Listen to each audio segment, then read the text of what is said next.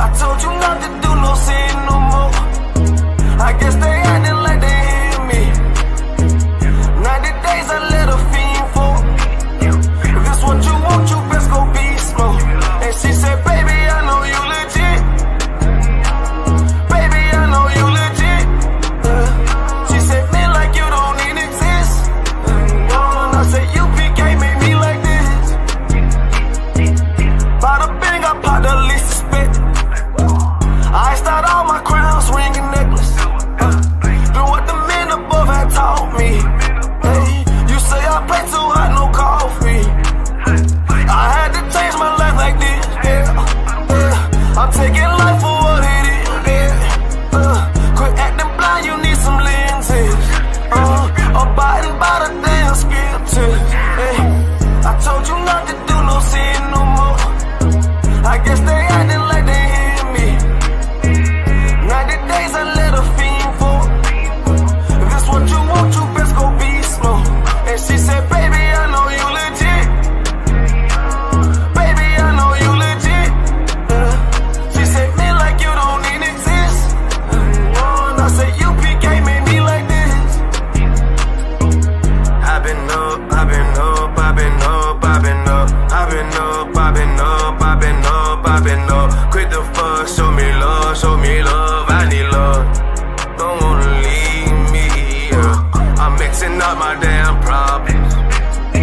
I'm mixing out all of that violence. If you with me, we on that fly shit.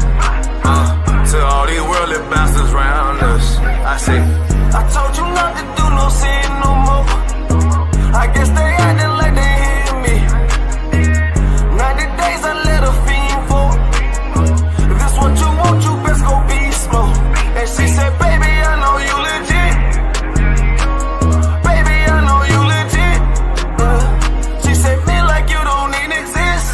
And I said, U.P.K made me like this.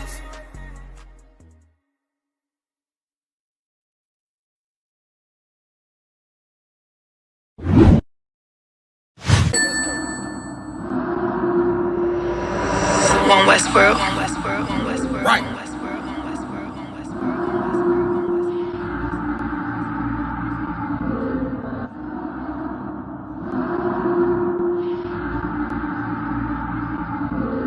Everything is lawful. Westworld. The pressure on. I remember bringing nothing home. Make it little just to make it known. Steady, ready, better watch your tone. When I was 5'7", I was breaking bone. I had 5'7", now I want the chrome. 9/11, I was in my zone. Lose the argument or lose your dome. Keep cool, ain't no running up. How damn, now I'm coming up. They coming against me, you dumb or what?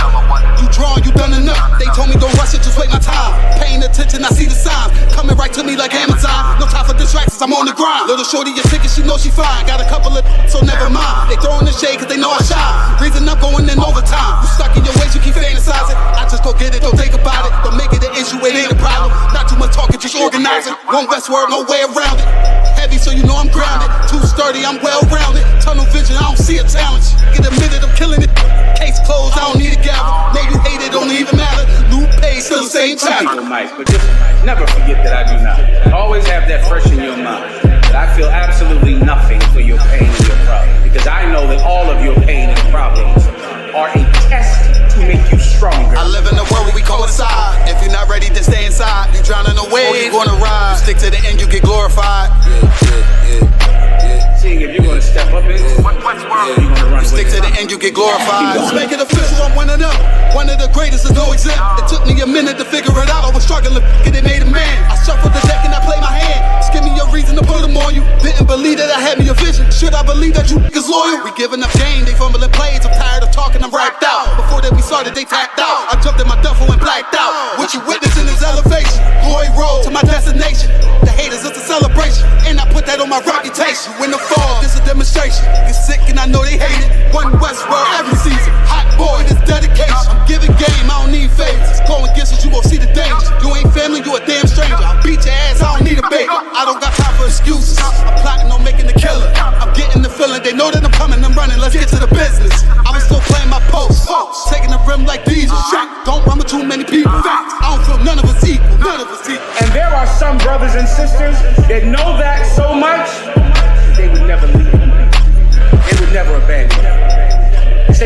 have to stay alive here.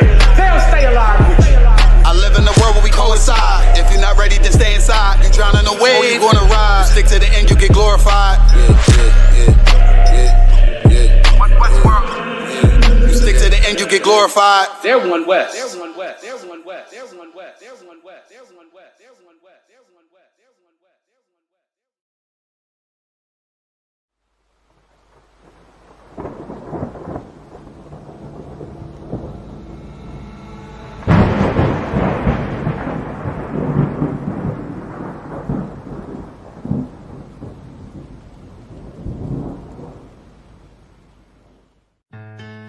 West till they bury me.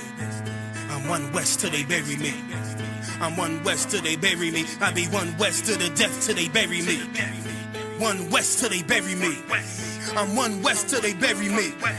I'm one West till they bury me. I be one West to the death till they bury me. I be one West to the death till they bury me. They ain't scaring me. Rip the soul out of Pharisee. Speaking heresy, it get you fucked up apparently. It's like they daring me. I said chill, they ain't hearing me. They ain't listening. Every bar nitroglycerin. Hit your heart, bring it back to start, make you live again. Get them dividends or we start getting ignorant. I be on that soldier shit. I told you shit phenomenal. Nah, but he a domino. So what you suckers trying to do? Rhyming comical, guess it's funny until I'm bombing you. Bring apocalypse to them pussy niggas that's popping shit. Team of all-stars, I coach them up like I'm Popovich. Fuck the politics and the lobbyists and apologists. They vagina, so we gon' check them like gynecologists. It's kinda obvious how the situation is ominous. The way I vomit this and regurgitate for the audience. They start applauding this cause the competition is fraudulent. From the era where niggas smoke you up like a parliament. The flow been stupid, shit has gotten retarded since. All the dominance of one West rising to prominent. Cause I be one West to the death till they bury me.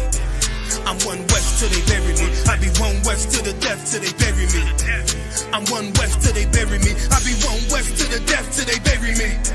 I'm one West till they bury me. I be one West to the death till they bury me.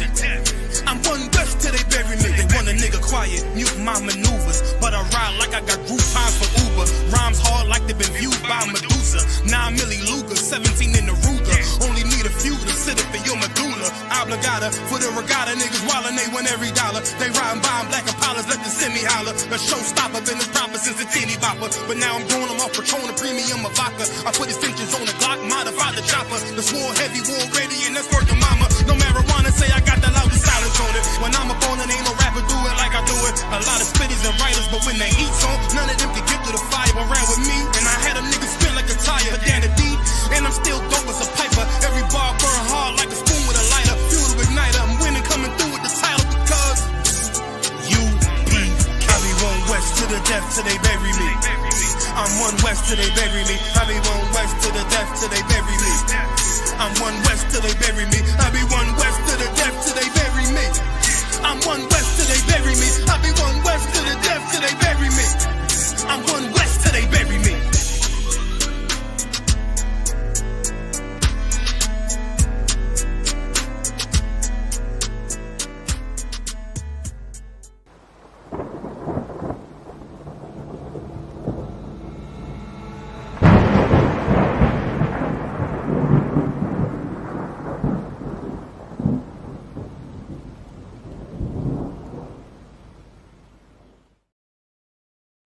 Hey, listen, brothers and sisters, man.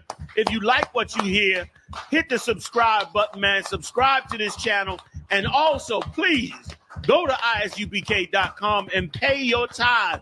Drop me some cash so we can move around this planet like we need to, man, and do the things we need to do. They're one West. They're one West. They're one West. They're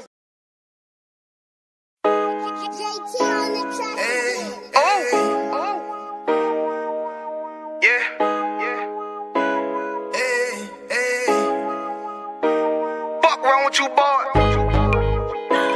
you know what time it is, nigga. Better watch how you step in, yeah. But that was my nigga, yeah.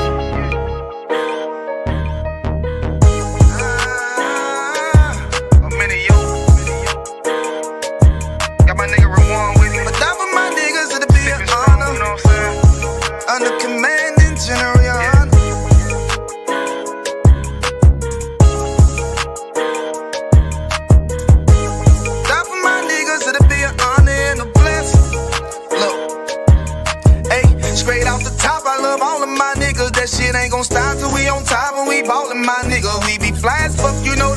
niggas be stalking my niggas. That shit'll never change, and it's the same with all my niggas. City to city, I should be at home. That's what my ribs say. But bitch, I'm grown. I'm in these streets and closed caption. Niggas know we bout that action. If a nigga play with me, then my Hakim gon' let him have it. Hey, think you the shit, this truth the shit. Nigga play, I let that Ruger hit. Get on them tracks, they be like, who is this? I'm rude with it. Ain't got no manners. All them pussy niggas talk the shit. Yeah, I know they can't stand us, but we U.P.K, Louisiana, bitch, that's what I'm rippin'. And my niggas solid, number real ones in my section. If you wanna get down, put your boots on, start stepping. Brotherhood is a weapon. Brotherhood is a weapon. Better watch how you steppin', cause brotherhood is a weapon. If I die for my niggas, it'll be an honor and a blessing. Better watch how you steppin', cause brotherhood is a weapon. Brotherhood is a weapon. Better watch how you steppin', cause brotherhood is a weapon. If I die for my niggas, it'll be an honor and a blessing. Better watch how you steppin', cause brotherhood I lay my life down right now for all my sisters and brothers, because I love them. I see them dapping and hug them. It's amazing to see how well we adapt from the struggle. Born again from a life of sin, trapping together. My mind frame was to kill my own kind. Feeling inferior, waking up ready to die. Run with them killers, so it's just a matter of time. For why take your life or let you take mine? That's when I realized the slaves killing slaves while the white man live to get old. We in them graves, and shit got me feeling played. I opened the Bible, went through them records, found out we was royalty, a nation to be respected. But in this world we rejected, we hated for our complexion. Still fighting to get accepted. We hear the truth and reject it, but love is getting corrected. And all my niggas correct me. The commandments, the foundation we erected. Brotherhood is a weapon. Brotherhood is a weapon. Better watch how you steppin', cause brotherhood is a weapon. If I die for my niggas, it'll be an honor and a blessing. Better watch how you steppin', cause brotherhood is a weapon. Brotherhood is a weapon. Better watch how you steppin', cause brotherhood is a weapon. If I die for my niggas, it'll be an honor and a blessing. Better watch how you steppin', cause brotherhood is a weapon. Hey, hey. Hey, hey.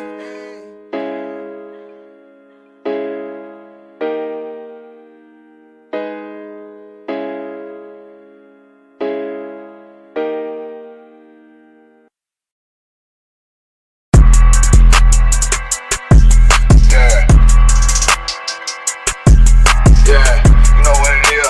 140 for the rebel, busy man, shit, nigga. They take their head over, nigga. I pray where Eve did to Adam, I just pray my love don't lie to me. Swing that iron like Samson, I can't let no hoe to lie to me. I don't feel these rappers, oh they lies is hypocrisy. Ain't no competition, ain't no rivalry.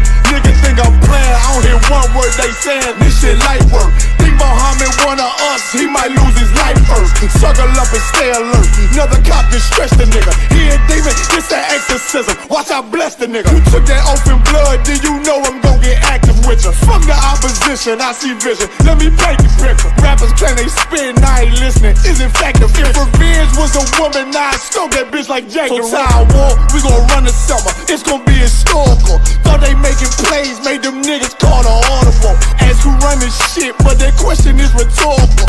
Bitch, I'm the one, me cookies with the oil. I'ma get them crackers, hell, should've never kidnapped my family. I can't do that, bet I be the last nigga standing. Do a life sentence for my niggas, pray you understand me. I might put a switch on his Glock and call it young baby. How you real trigger know them dots? You a bird feeder, claiming he a demon. What's a demon to a cold leader? What he saying something, I ain't hear him, this shit light work. It ain't about who got the gun, it's about who gon' up that pipe first. I turn a bad situation to a game changer. Bring soldiers from the dead, just raised up the chain frame. Shots, I'ma look like Aaron Jones when I run it. Never bite the hand that feeds you, you'll never get that hand back. He bitchin' about 10%, I don't wanna hear none of that. He dropping sword, fuck him, just make sure you get that cover back. Look around, he ain't with us, probably cause he never was. Now my chin like you with the angels for your brothers. Everybody wanna be Richard Porter, God kill him like Alpo. Play if he want, it's laying in the trunk like Lee Malvo. I'm a certified woman's ass nigga, I am not a toy.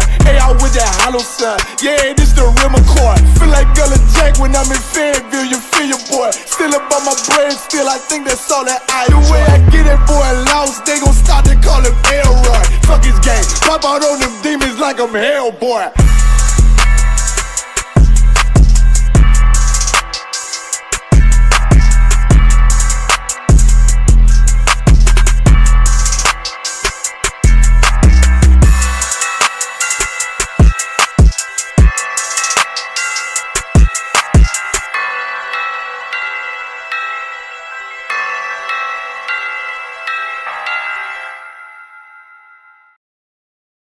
Hey, listen, brothers and sisters, man. If you like what you hear, hit the subscribe button, man. Subscribe to this channel. And also, please, go to ISUPK.com and pay your tithe. Drop me some cash so we can move around this planet like we need to, man, and do the things we need to do. They're one West. They're one West. They're one West. You're on, sir. All right, let's start it up. Y'all some come. Y'all some man talk some y'all shy. Captain Chaka, the I.S.U.P.K. DC. Y'all some chapter. Who's that? Trinidad. Musa y'all some chapter. Anybody else on? Right now, that's it. No sweat. Scripture breakdown live from DC. We're gonna rock it out tonight. If anybody have any questions, you'll make sure type them in. Let us know if the audio is Tawab. If the audio is not Tawab, please say something. But any questions you have, just type them in. Tonight we're going to be exploring really kind of somewhat in a some figure history repeating itself. All right, in some figure history repeating itself, and what is to come for the future. We live in a real. I mean, it sounds cliche. It sounds real out of place to say it, but we are living in an extremely serious time. You understand? And we living in a time where one group lose an election and they storm the Capitol and people die, right? Okay. 4 years later, another group lose an election, and the week after, is it a week? How long has it been? 2 weeks. 2 weeks today, right? 2 weeks, 2 or 3. 2 weeks.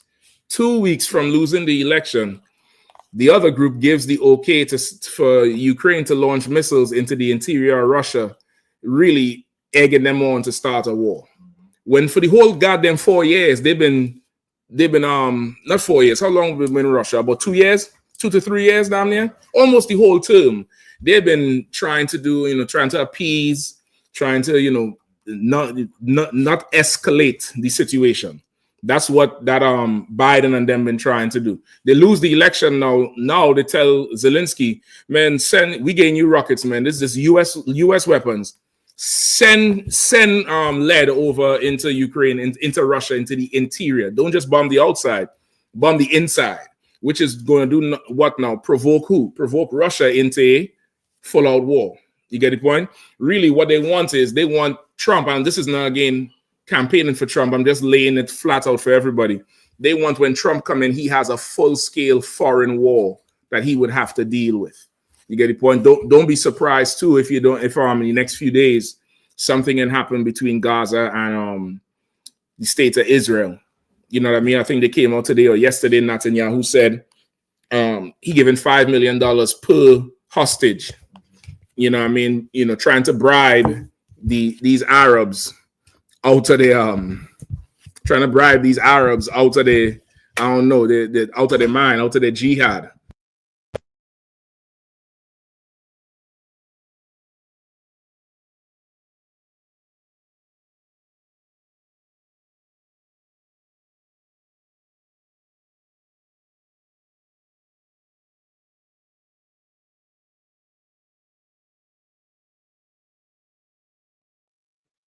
Slack, so no audio coming through on this end. No audio coming through on this end.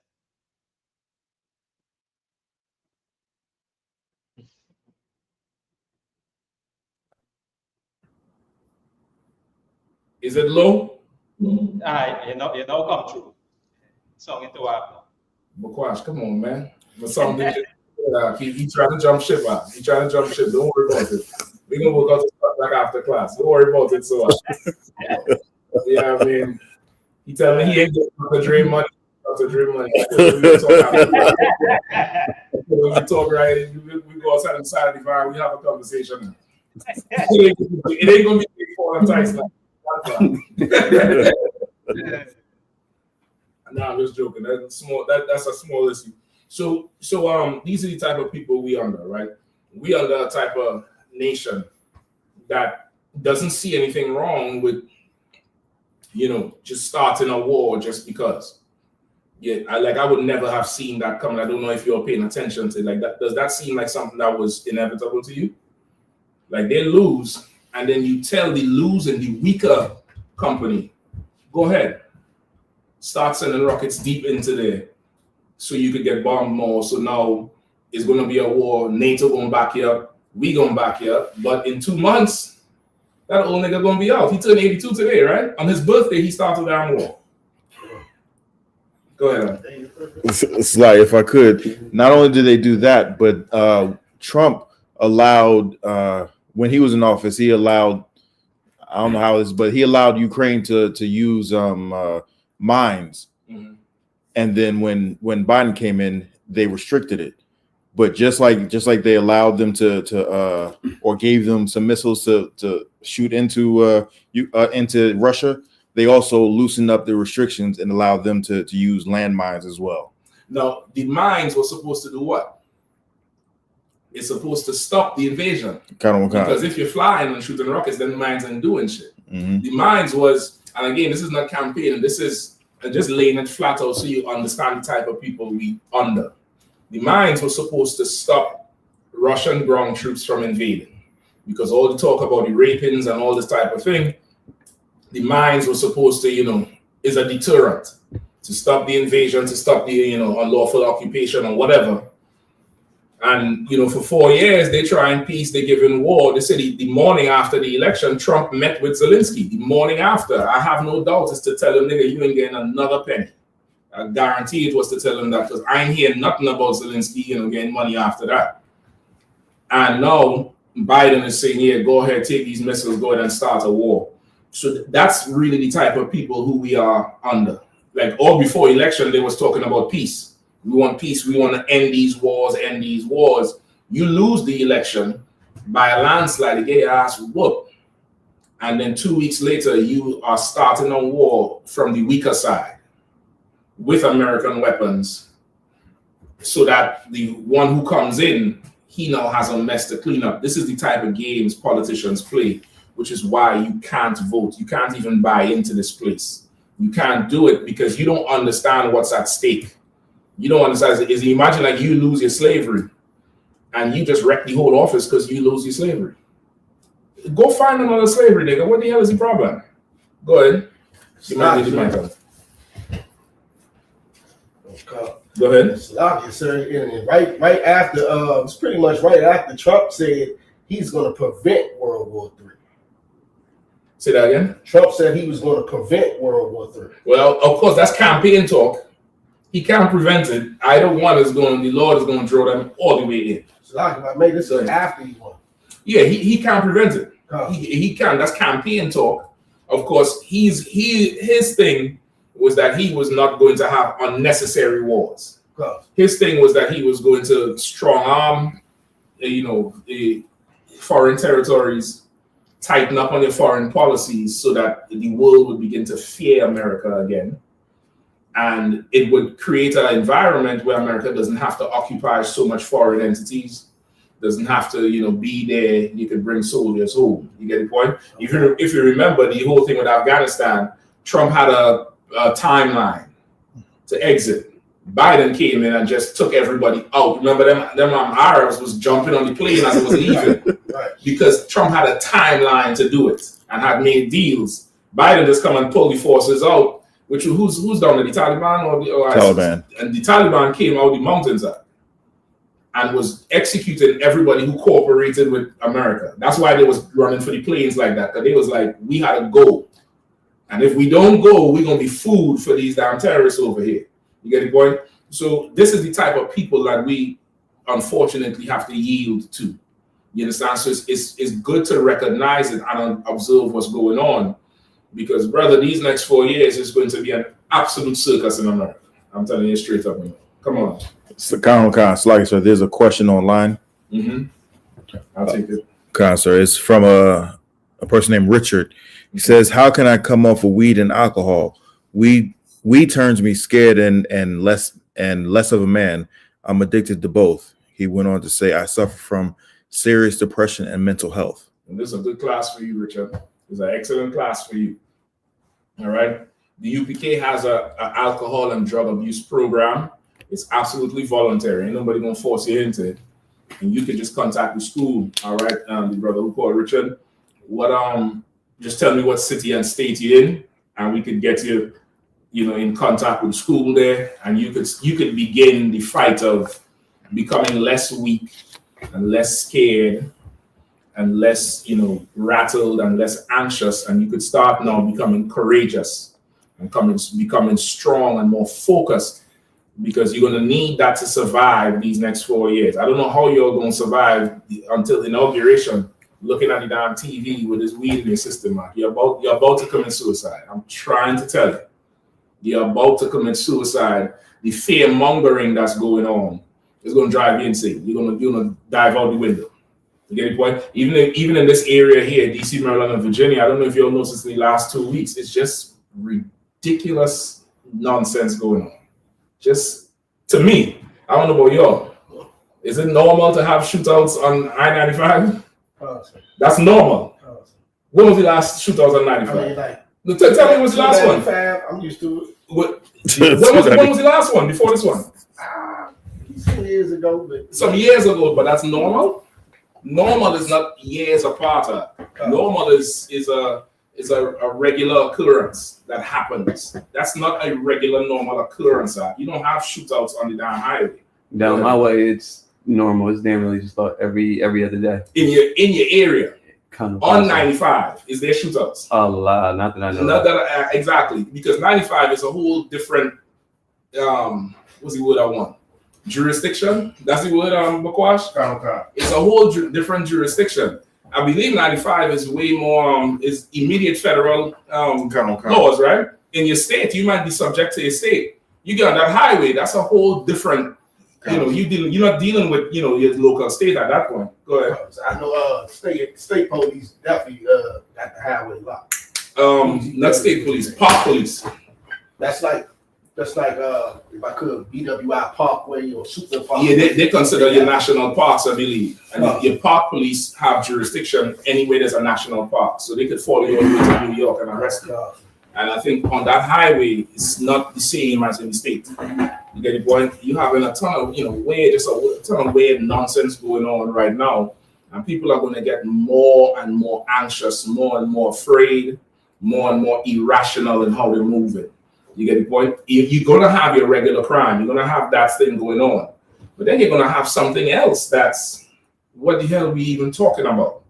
You get the point? And that's not specifically because of the election, but the time we're in. This is one of the horsemen being released, right? We're in the time of them horsemen. Which horseman is released now? You can't tell me you're used to the 2095 and then tell me the horseman released. Because goddamn, which one is it? Yeah, that's what I'm talking about. You say anything about shootouts and stuff in DC, Surprise like, yeah, that's normal. Nigga, that ain't normal. Trump get on the TV and said, we are taking back home rule from DC to stop the crime in DC and get the streets back in order. Why is he saying that if it's normal?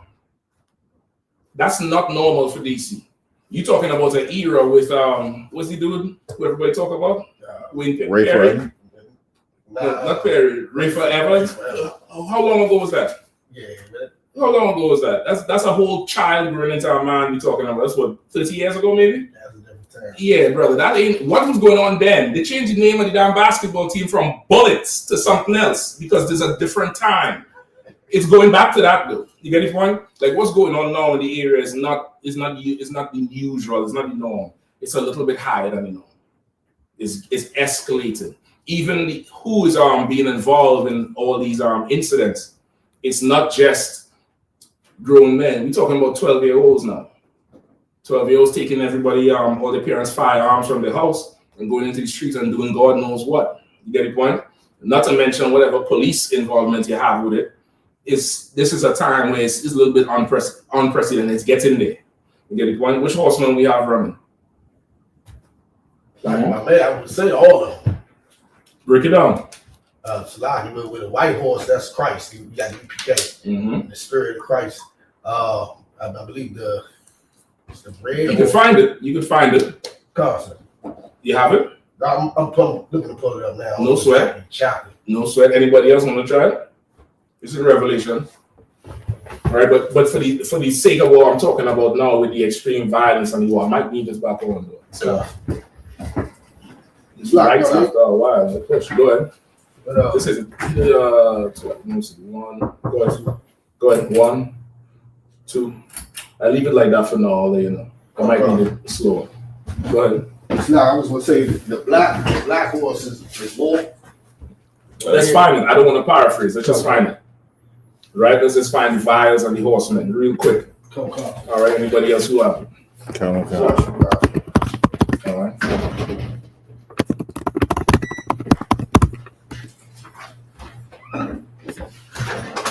So the brother who had the question online, you can stop. This is something you can stop. You could just absolutely decide to stop. You can come in. You can come in and be part of that. And enlist yourself, subject yourself to that alcohol and drug abuse program, and begin getting strong again. All right, it's a very rigorous program. You can turn back one more, just one more. It's a very rigorous program. You have to subject yourself to it, of course, but it's absolutely voluntary. This is not something that you have to do. All right, you could volunteer to do it and become better for it, or you could just carry on being, a drug addict, right? And it sounds like you're already disgusted with yourself, which is good. It's a good place to be disgusted with yourself and how you currently live. That's a very, very good place to be, because now you want to do better, right? Sometimes with us as a people, we need to hit bottom. We need to hit, to not have any hope again, to be really crushed in the spirit before we start to get right and ask for help and really take heed to the help. That's the other part of it sometimes, because the help is not coming from a blue-eyed, long-nosed, blonde-haired person. We don't receive the help because it comes from somebody who looked just like us. And of course, we hate ourselves. So when somebody who look like you telling you what to do, you hate it and reject it. So you are in a very good place, brother. Whoever, what's his name again?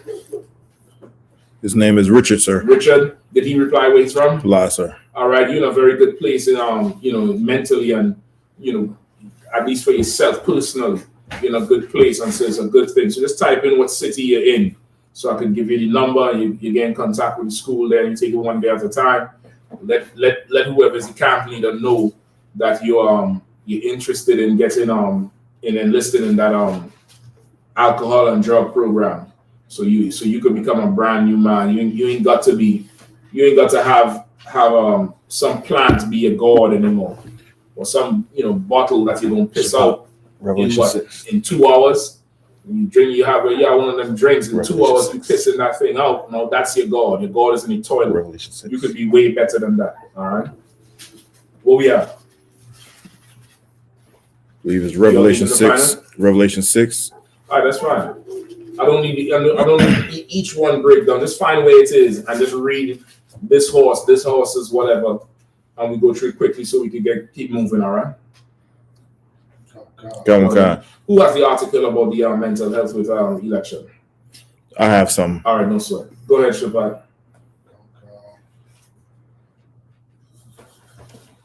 Come on with it, though.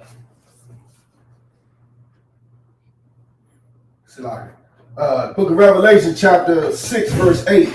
And I looked, and behold, a pale horse, and his name that sat on him was Death, and hell followed with him, and power was given unto him, unto them over the fourth part of the earth, to kill with sword, and with hunger, and with death, and with the beasts of the earth. You understand? That pale horse and I believe the red horse.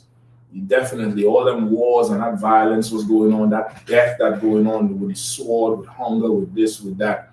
That's running through the earth right now, big time. They're talking about that Gaza thing, brother. So they're dying from starvation. They say starvation is a whole other complication going on besides the war. You know what I mean? And the weather changing now and all that. They're in hell. They're in absolute hell. You get the point? Like the earth is upside down. And you here worrying because you lose who you thought would have won, lost, and now you have no hope in life. It's crazy. Go ahead. Come on with it. Come. Book of Revelation, chapter 6, verse 4. And then went out another horse that was red, and power was given to him that sat thereon to take peace from the earth, and that they should kill one another. And there was given unto him a great sword. Right? That red horse. That's what you're getting with all them crimes and random shit and shit that going on. I mean, it's affecting, it's literally, it's affecting everybody. You know what I mean? Today there was a story, I think this is somewhere, where's La Plata? I think it's La Plata.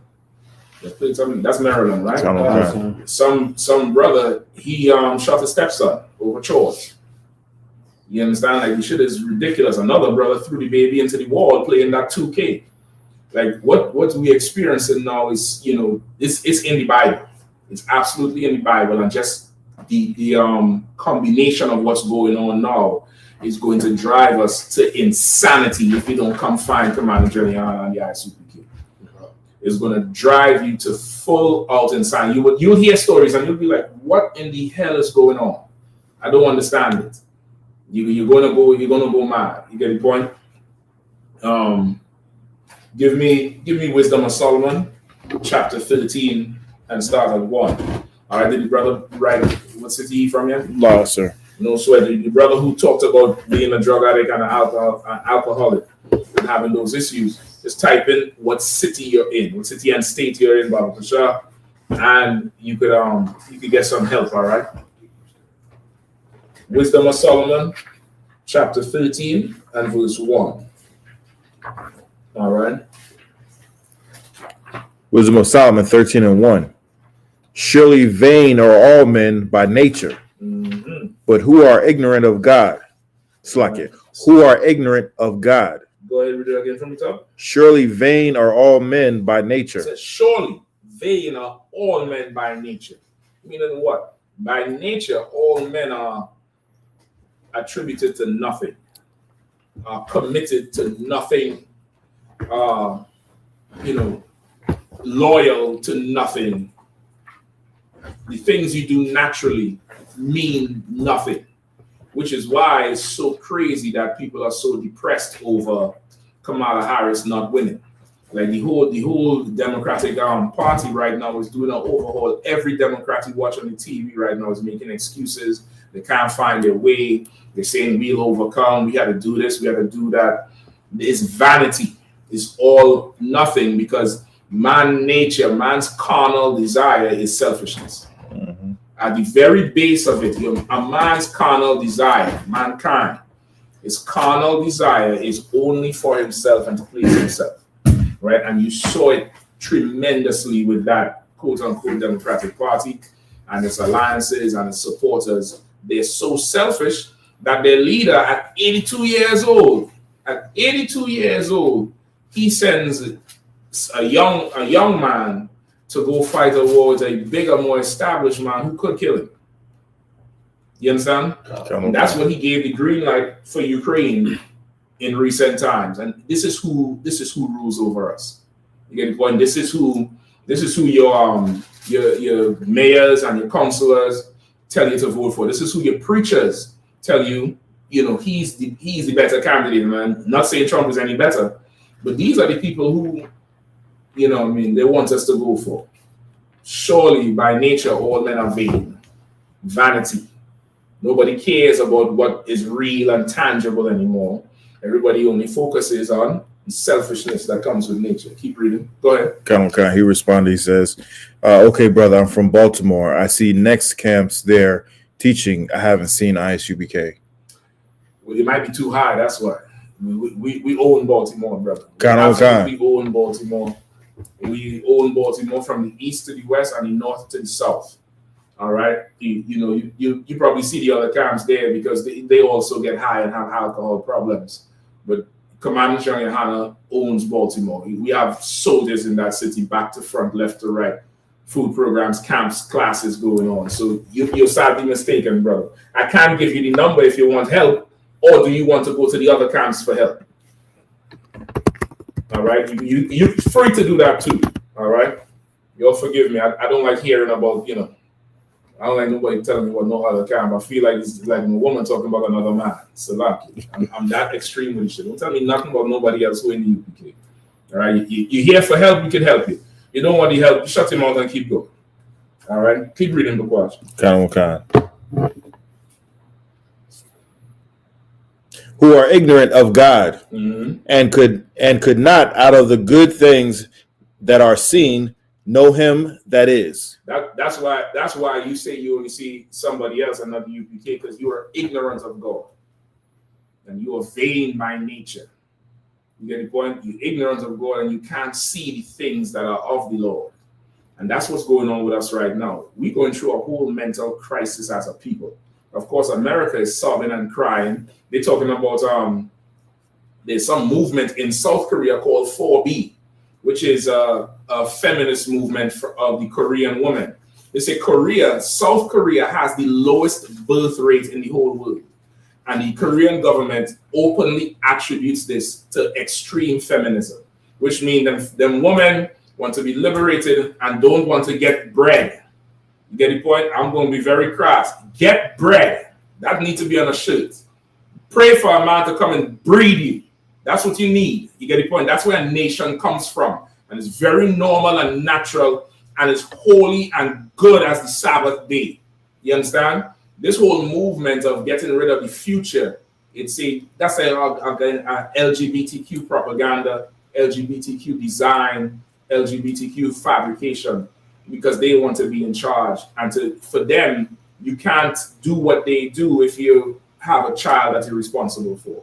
You get the point? So this whole the whole idea of you don't have to have a family, or you don't have to remain within the standards and the tenets of the traditional way, they're fighting against it strong, right? And they're now taking a huge interest in America because of Trump's victory, which means they're going to flood money in here to divide our households. You get the point? And who would they target as they try to get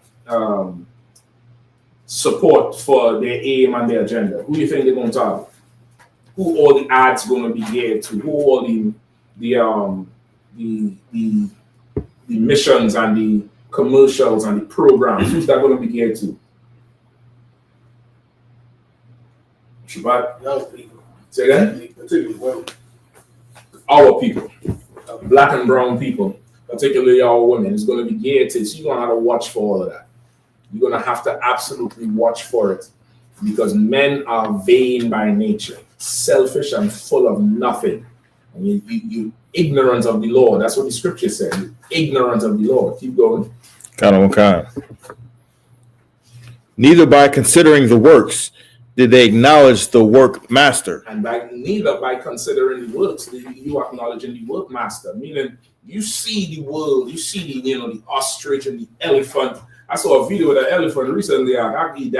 They got some intelligence with them, bro. Mm-hmm. Yeah, this elephant eating a long stalk of sugar cane, long as shit. And there's another small elephant come up to him, and his trunk is on the thing. Don't you know this elephant put the cane on the ground and break off a piece just the size for the small elephant? Put the cane on the ground with the trunk, stepped on it. It's almost like he measured the thing, stepped on it, and then gave it to, and the young one took it and it went off. And I ain't never seen an animal share. I don't know about you. You ever seen an animal share? You might see a dog move aside for the next one. Right. But I ain't never seen somebody break it and hand it to you as an animal. I've never seen that shit. That shit was amazing. And if you know anything about them elephants, how they communicate, brother, they say underneath the soles of their feet, they have vibration sensors under the soles of their feet. You know, they have toes and shit in that big old thing. That big old thing. They got toes under there and skeletons like a foot. And they say that they could communicate over land by I'm using the word grunting, but it's like a sonic sound they make with a trunk. They put a trunk on the ground and they could growl like damn near. And elephants far away, they communicating by the vibration that comes from that, and they know where each other are, and they could communicate, and they get back up, and they could call for help and say, well, this one missing, and they communicate all the way through, brother. And that's a creature from the Creator. And man will look at that and be amazed at the elephant and worship the elephant and, you know, try to form a sanctuary for the elephant. Nothing wrong with caring for animals. But then come to say there is no God. Like, you pattern everything after the Lord. Everything. These cell phones, you know, the camera in the cell phone is patterned after your eye. The Kodak, the Canon camera is patterned after your eye. They cut your eye open and see how you focus, see how the messages go to your brain, and they build the camera off of that. All them planes, they built it after birds. All them stealth bombers and shit, they built that shit after birds. The submarine, they cut whales open and see how the body reacts to go up and down and store. They pattern everything after the creature. But they will never give the Lord the acknowledgement. They'll never say, well, damn, somebody made this, and he's in charge. And that's why man by nature is vain and selfish and has no care for anybody else. And that's why Biden, because he couldn't rule, he decides, no, we're going to start a war. Imagine this. At 82 years old, if you won, babies had to die. If you lose, grown men have to die. That's why the Lord said you have to die. Right. By his hands. For the wiretaps, just in case you're, thinking about kicking in the door. The Lord gonna put them to death. It ain't got nothing to do with me. FBI headquarters. Go ahead. I mean, even the things you was naming was like the most miraculous things, but like even something small like the court system, that's a vision of what heaven looks like. You know what I mean? That's right on the Bible. That's the court system is 12 because it's 12 tribes. It's called a jury because it's Jews. You get the point? There's a whole judge, a lawyer. Why is it called a lawyer? That's how you say Levi. That's because that's Levi's name. He kept the law. It's called a lawyer because in Hebrew, Levi's name is law. Yeah. Everything comes from the Lord, but yet still there's no appreciation for the Lord. There's no acknowledgement for the Lord. There's no concession to say, well, I want to do this, but what does the Bible say about abortion? What's the Bible say about this? What does the Bible say about that? They don't give a damn. They don't give a damn. And the sad part is our people follow after them. And right now we're in a bad mental state. Bad mental state. Give me the article if you're any one of them. Go ahead. Okay, I'm sharing this article. Mm-hmm. This is an article from Fortune magazine. It says millions were devastated by the election results. Millions were devastated by the election results. So were their therapists. Millions were devastated by the election results. So were their therapists. Imagine you work in trauma and ER, and about 500 people come in with trauma wounds and blood all over the place. You're gonna lose your mind. Well, that's what it's like to be a therapist right now. Go ahead. Here's how they pushed through together. Mm-hmm. Election day itself was certainly a grueling one for campaign staffers, poll workers, and political. Read it one more time. Election day itself was certainly a grueling one for campaign staffers, poll workers, and political reporters. Go ahead. But the day after is when things got tough for therapists, many of whom saw their practices go into overdrive while already feeling personally upset over the election's outcome. Now, how are you going to be the doctor to fix people and you sick? Who going to fix you? How you's the one who's supposed to help me? You're supposed to go on that couch and say, listen, I'm seeing dead people, butterflies all over the place. I'm having, what's called them things? Intrusive thoughts. I'm having these intrusive thoughts. And they're winning, and I look to you to get some help, and you putting up a couch and sitting down next to me, And you telling me the same thing. That's crazy. That's absolutely crazy. Like the therapist is being overwhelmed because everybody just you had your heart so set on Kamala, which is why the Lord was so right to make her lose. The Lord was right. It's not that he was with Trump. He was against Kamala. And he's against Kamala because you turned your back on the Lord. And the Lord is not, he's not to be played with in that way.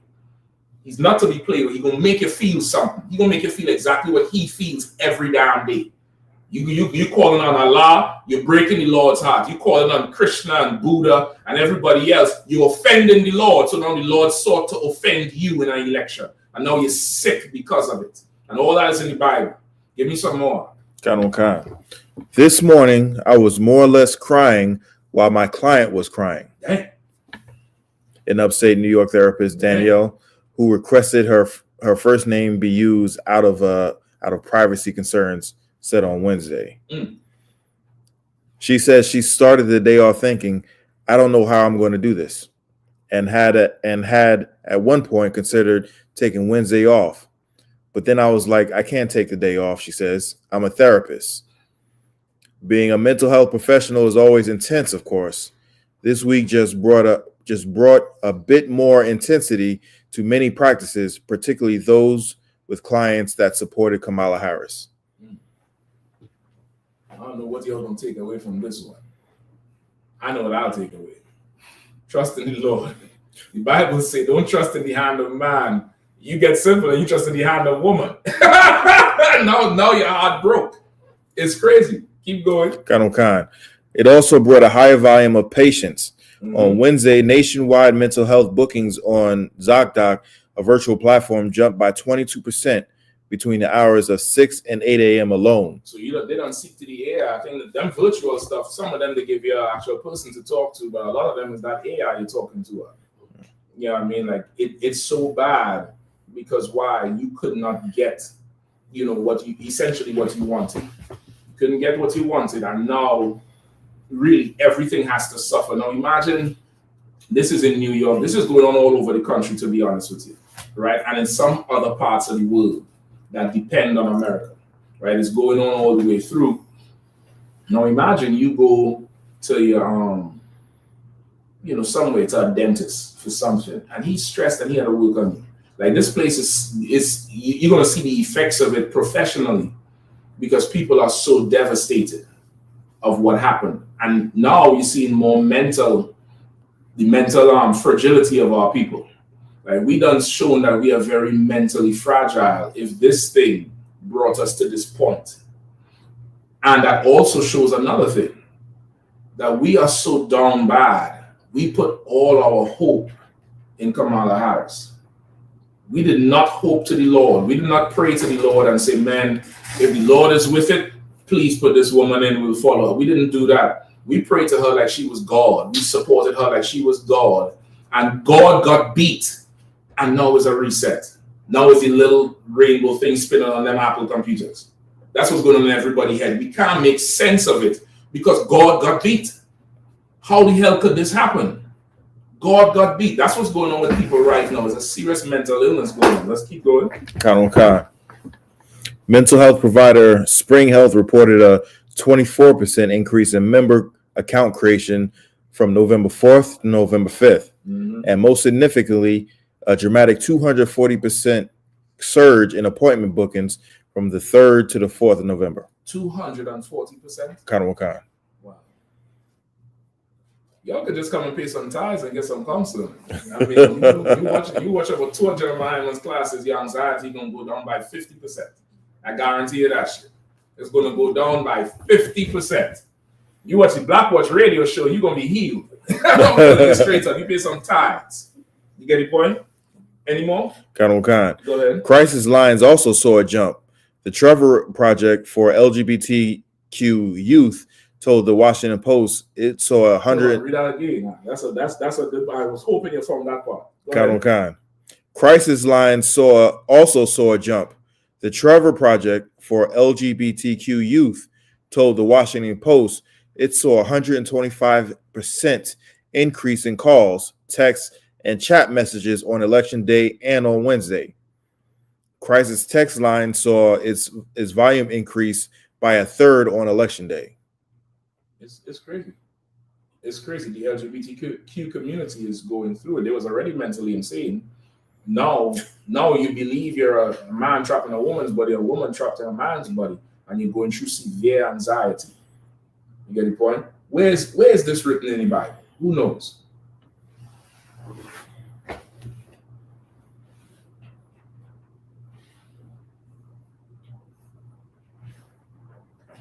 What we just read. Where is it written in the Bible?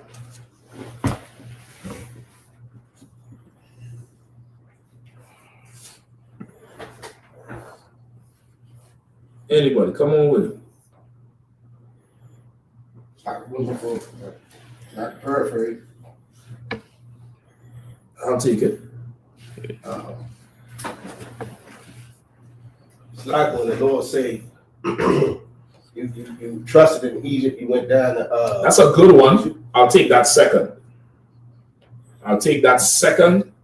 But there's one that describes this, damn near verbatim. Can you say it one more time? No. I cannot. Too long. Goddamn shit. I'm trying to challenge your brain, brother. Because okay, this is what you're gonna need right now in this time. Like all your family members gonna say stuff to you, all friends and whatever, and you're gonna need to be able to show them it plainly as day. Plain as day. Anybody? Anything online? Salaki, sir. For a time, say, come on with it up. Is it Lamentations chapter 4, verse 17? Let me hear it. As for us, our eyes, Salaki. This is the book of Lamentations, chapter 4, verse 17. As for us, our eyes as yet fail for our vain help. In our watching, we have watched for a nation that could not save us. That's good. I'll take that third. That's a good precept. The third is really fighting for second place. Read it one more time. Khan. This is the book of Lamentations, chapter 4, verse 17. As for us, our eyes as yet failed for our vain help. In our watching, we have watched for a nation that could not save us. That's a perfect precept, especially for that Kamala who ain't show up at Howard. That's a perfect precept. They was watching, they waiting for her, watching with bated breath, waiting, and she could not help. She couldn't show up. She couldn't do nothing to alleviate whatever they was going through. That's good. Not that one. Anybody else? Go ahead, McQuarrie. There's someone online. Water. Makulat says, Job 9:24, the earth is given into the hand of the wicked. He covered the faces of the judges thereof. If not, where and who is he? I'll take that too, but that's not it. This is way more common. You got Yahanna, brother? No. You sure? Come on. Come on, if you all don't know, let me know, and I'll start to bribe you all with answers now. I'll come with an envelope with money. Give me Deuteronomy 28, verse 28 and 29. Chapter 28, verse 28 and 29.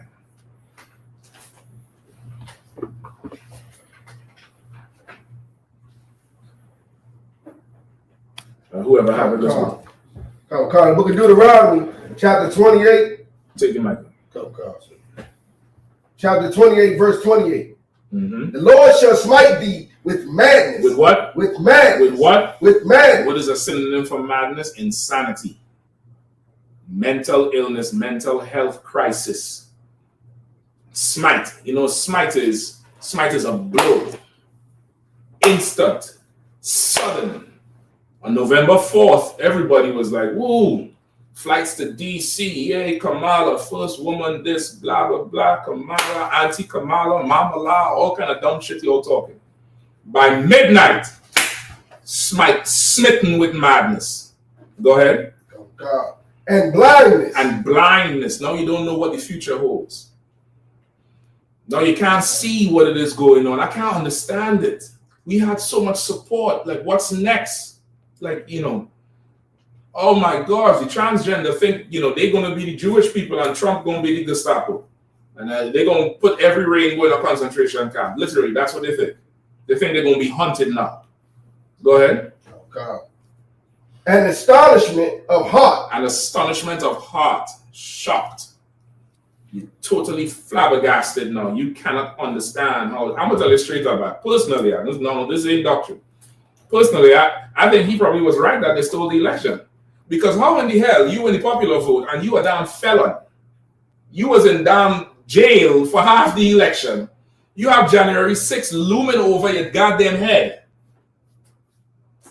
And you beat this broad so bad, they didn't have an answer. Maybe he was right about 2020. Because back then he was free.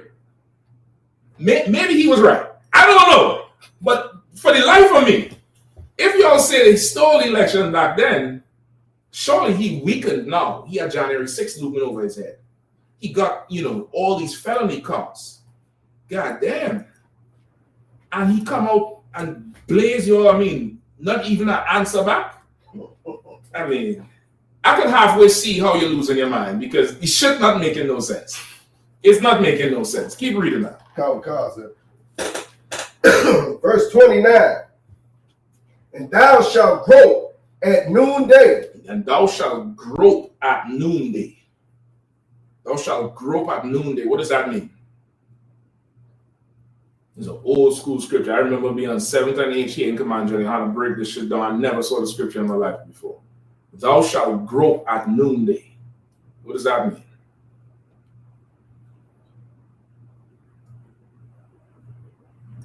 Come on, goddamn, what's going on with y'all? Don't tell me y'all astonished. Y'all feeling a type of way? Come on.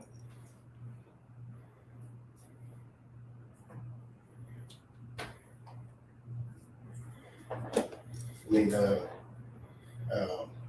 like you don't know what's going on in the daylight. That's exactly it. Like, when would you normally grow? When you wake up in the middle of the night trying to go to the bathroom. You're trying to turn the lights on because you ain't trying to get fully awake. In fact, you're like this. And if you're smart, you go back to when you was 5 years old, when you close your eyes and count steps, and then you hit your knee. Y'all never used to do that as kids. You pretend you was blind and walk around the house. Y'all never did that shit? God, sir. Yeah. Oh, I tell you, you're trying to make me sound like I retarded. Y'all never do it. Every child does that shit. Close their eyes and try to figure out where shit is. That's how you are. I mean, at night, or if the power goes out, power go out right now. You're going to get up, you're going to feel your way around here. I know this here, you have spatial awareness. You know this here, you start shuffling your feet because you ain't want to walk fully. You're just shuffling, try to feel out. And you're feeling, you would grow up when there's no light. But it's noonday. Noon means the sun is high in the sky. It's bright everywhere. And you still, that's what's going on now with people. People are saying, I don't know what to do. I don't know what next. What's going to happen? You shall grope at the noonday. That's a curse in the Bible. And we live in it right now. The Bible is real. Show me that in any other book. Go ahead. And thou shalt grope at noonday as the blind gropeth in darkness. You understand? That's what's happening with us right now. The therapist who's supposed to offer, you know, counseling and a safe place. You go in there, the therapist more scared than you. You might have to consult the therapist. He was like, well, listen now, you know, you come in there, you know, you have a wife who's Latino, you trying to get her through the immigration thing, you worried, you go in there, the therapist worse off than you. You realize you might have to be the therapist. Sit down, tell me all about it. No problem. You want some coffee? Therapist in there crying with you, not because they feel sorry for you, but because they in shambles too. All over an election, and it's really the Lord. Go ahead. It's a lot. It's a different thing, but it reminds me of that movie, The Sixth Sense, Bruce Willis, and the little boy was like, I see dead people. Mm-hmm. And the little boy trying to tell him the whole time, you the one with the problem. But I can see you, so there's something wrong with me too. In a way, down there. No, I see how you relate it in a down there. Like you, and really that's perfect because he's dead and he don't know he's dead. Right. And he walking around like he alive and he, you know, he's straight, but he dead. And we the ones really right now, we don't understand what's going on with America. Go ahead. It's like, you know, it was such a drastic ending when you found out he was dead. And I went back and watched the movie again, and when you first saw the little boy at the beginning, the little boy was running from him. Oh, for real? I can't even remember this shit. That used to be one of my favorite movies. That used to be one. You making me want to go back and watch the shit now. I might go watch the shit tonight. Yeah, you get the point. So that's what's going on with us. We smitten with blindness and madness, groping in noonday. Go ahead. I'm constant. And thou shalt not prosper in thy ways, and thou shalt be only oppressed and spoiled even more. Evermore. Evermore, evermore, and no man shall save thee. You understand? Because we're looking for a man to save us instead of looking for God to save us. Right. Right? And to you Old Testament fools out there, Christ is on behalf of the Lord. So now you don't use this to say, well, Christ is a man, and you say don't look for a man to save you, look for God. Listen, Christ is the arm of the Lord. You get the point? So we looking for Christ to return. We looking for Christ to come home back. You get the point?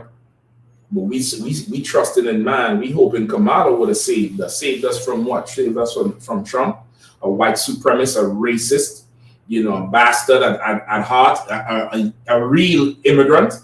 Like you want saving from that. It doesn't matter which wing. It's the same bird. It's the same eagle. It doesn't matter which devil. They're all the same thing. Whatever was done to us before there's nothing different going to be done to us now. And to try to separate the two is going to be madness. It's going to be insanity. You're going to be sick. You're going to be plagued in your mind. You get the point? Any more questions online? Wow, sir. So now I just want to get a little bit from this book, right? This book is called Madness, right? Race and Insanity in a Jim Crow Asylum, right? It was a study, not a study, but yeah, you could say it's a study on mental health in the Black community in the early 1900s, right? And how they would deal with us, how they would treat us, and certain things that happen. And it has a very uncanny thing. It's based on a mental hospital out there in Salisbury, Maryland, right? It's now called hold on, Crown something. Hold on. I'll tell you what it is. Crownsville Hospital, or it was Crownsville, but changed to the National something. All right. Let me give you a little bit. Crownsville State Hospital, formerly Maryland's Hospital for the Negro Insane. All right. And brother, it's crazy how they would handle us and categories they would put us in, and not realizing it's again similar to now. Our mental health and our mental state came directly from slavery. It came from being oppressed, and it's the same thing now. Like people so wanted to see Kamala Harris in there because Trump so much represented a slave master subconsciously in everybody's mind. He so much represented, that stern hand of white supremacy, which goes back, beyond anything, which is why Kamala's mantra was, "We are not going back." With the woman walking, and the woman had some of them had on the construction jobs, the lawyer suit. You all saw the picture. There was a logo she had with like 4 women in professional clothes, and they're walking in a direction, and under it says, "We are not going back," meaning going back to what? Barefoot and pregnant. What do you think? Barefoot and pregnant in the house. We're gonna be progressive. That's what they say. This one is progressive. This one is more for women being able to do this, that, the other, because that's the campaign they wanted. Because subconsciously they wanted the image of Trump in their mind as the white supremacist who gonna put you back in the house, put you back in the kitchen, this, that, the other. When that really has nothing to do with us. This is just white people's problem and white people fighting for white people. You get the point? So let me get a little bit here, right? This is right at the beginning. Just a excerpt. On a cold day in March of 1911, officials marched 12 Black men into the heart of a forest in Maryland. Under the supervision of a doctor, the men were forced to clear the land, pour cement, lay bricks, and harvest tobacco. When construction finished, they became the first 12 patients of the state's hospital for the Negro insane. Now you tell me that's some cold-blooded shit out. You just take these brothers, take them out into the middle of nowhere, more than likely at gunpoint, probably gave them, beer rations to eat, and they built this hospital. Don't think huge, just think, like a small library, that size, like a very small library, because it's going to start somewhere, and of course, once it starts, they'll get funding to do more. And these men, I think they took 3 seasons to build this hospital, which means probably spring, summer, fall, right? And they built, these 12 brothers built it, and after it was done, they were committed to that madhouse. And they wonder why we angry and we mad. They wonder why we sometimes have off days, why we shit that they do don't make sense because of stuff like this. When this thing is transferred generationally in your DNA. I think John Mahaman brought it out recently in class, right? I think last year I brought out the whole the trauma gene, where they say there's a trauma gene in black people from slavery. It is a genetic change in your DNA that's not in anybody else, which is why the curses know who the hell we are. Sometimes people wonder, well, how the curses, when they say the curses will overtake you and pursue you, it knows your DNA. Like we're different type of people. You get the point? It's because of stuff like this. You get the point? Let me give you some more.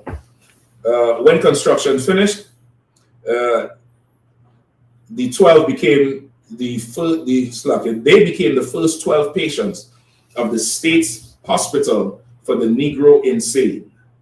For centuries, black patients have been absent from our history books. Madness transports readers behind the brick walls of the Jim Crow asylum. Mental health has been treated up until recently as really something that only affected white people. Even in our communities, mental health wasn't respected. And that's not because we don't care about mental health. We've never really known to be able to identify mental health. We've never had that because we've never been separate. We've never had our own culture to determine what was good and normal and what was abnormal behavior. We've always been in the shadow of this empire, at least for the last 400 or 500 years, right? So there were mental health institutions because, of course, segregation on us, and it was a horrible, horrible experience, all right? Shabbat, I might need it for the rest of it. All right, I'm gonna tell you. I need chapter 2 and chapter 4. 8:14. Let's see if we can try and get through this. All right, hold on.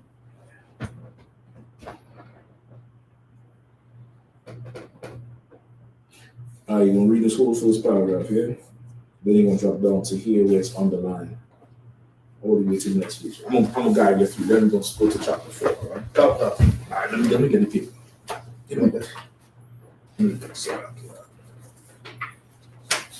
Go ahead.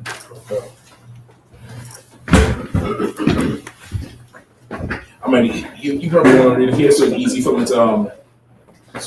me to get back and forth with you. Come.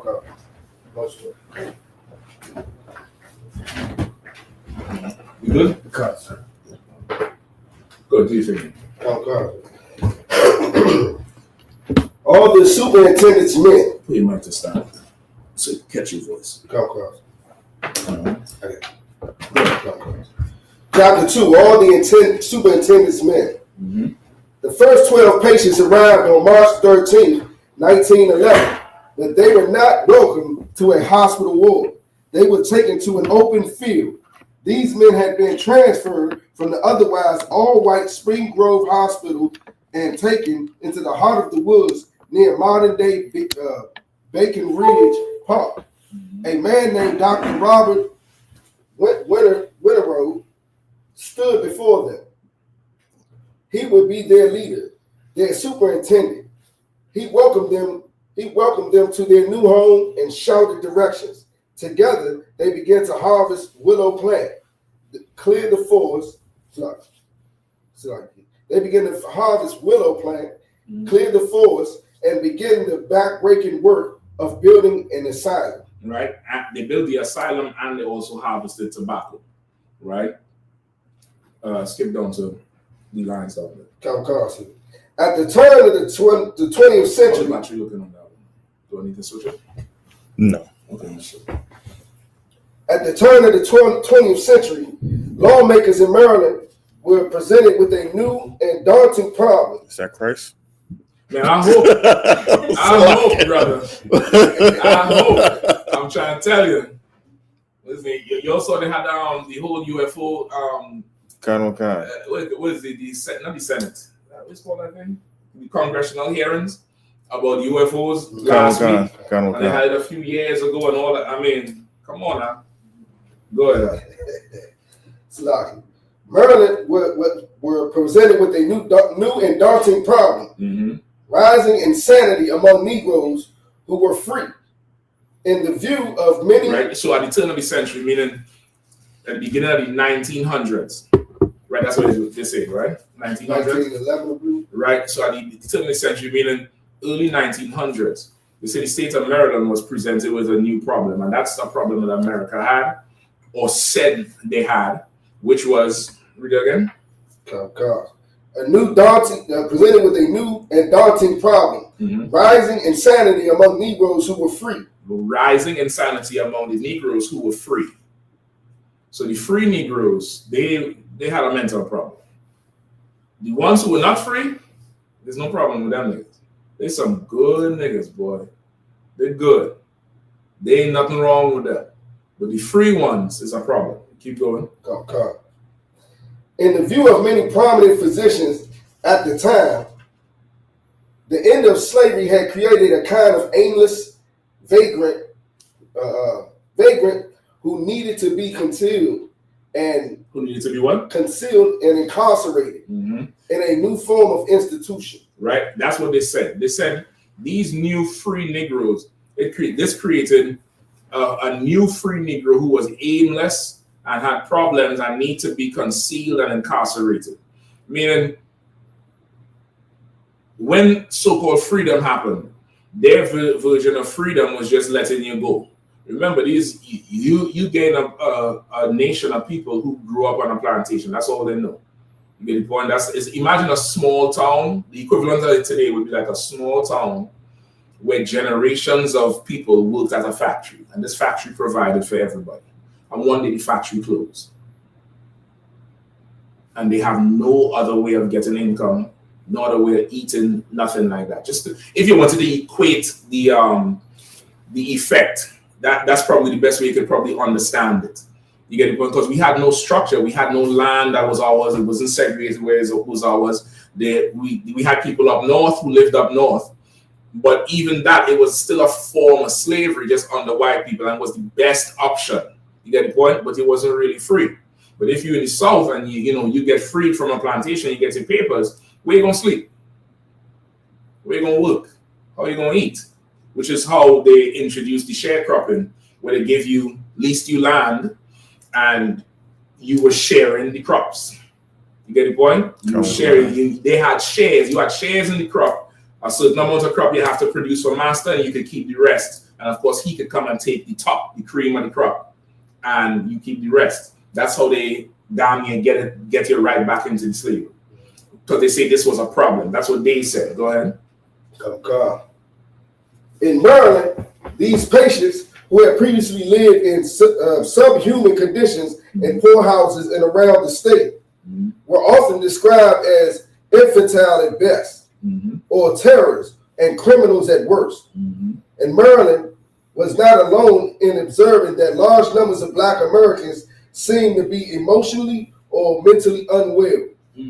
I wonder why. I wonder why. Why were we emotionally and mentally unwell? I wonder why. Could it be slavery? Could it be the oppression? Could it be living conditions? Could it be just that? And the same thing is being repeated today, and we supposedly what? Free.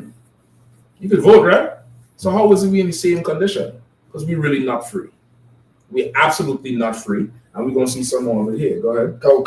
For more than a century, white physicians across the South have been writing about their theories on the minds of constitutions of Black people. At first, during the height of the chattel slavery, many of them believed enslaved people were completely immune to mental illness thanks to the care of their masters and their time spent in the fields outdoors. Don't I feed you niggas? What mental illness? You see it in sports today. That Antonio Brown, remember when he had the thing and he just walked off, they said it was mental illness. When he was just like, F y'all, I ain't doing this shit no more. Y'all ain't gonna push me around. Right? Simone Biles had to take time off. And they're looking at it like, how could they have mental illness? Don't they have millions of dollars? What is they talking about? These people have mental illness too. And the oppressor had the same thing. We're no different than before. We're no different. Like the book $40 Million Slaves, money don't mean nothing. Your jobs don't mean nothing. We're still slaves under these devils, and we experience the same symptoms as before. Right, anymore? Come on, Slack. It's like, if I could, I remember there was a scene in Jerry Maguire where they was giving like little interviews, and it was this one dude that was on there that every time that they go on this show, the host would have them do something and they would cry. And this one brother was like, people don't understand the problems $40 million come with.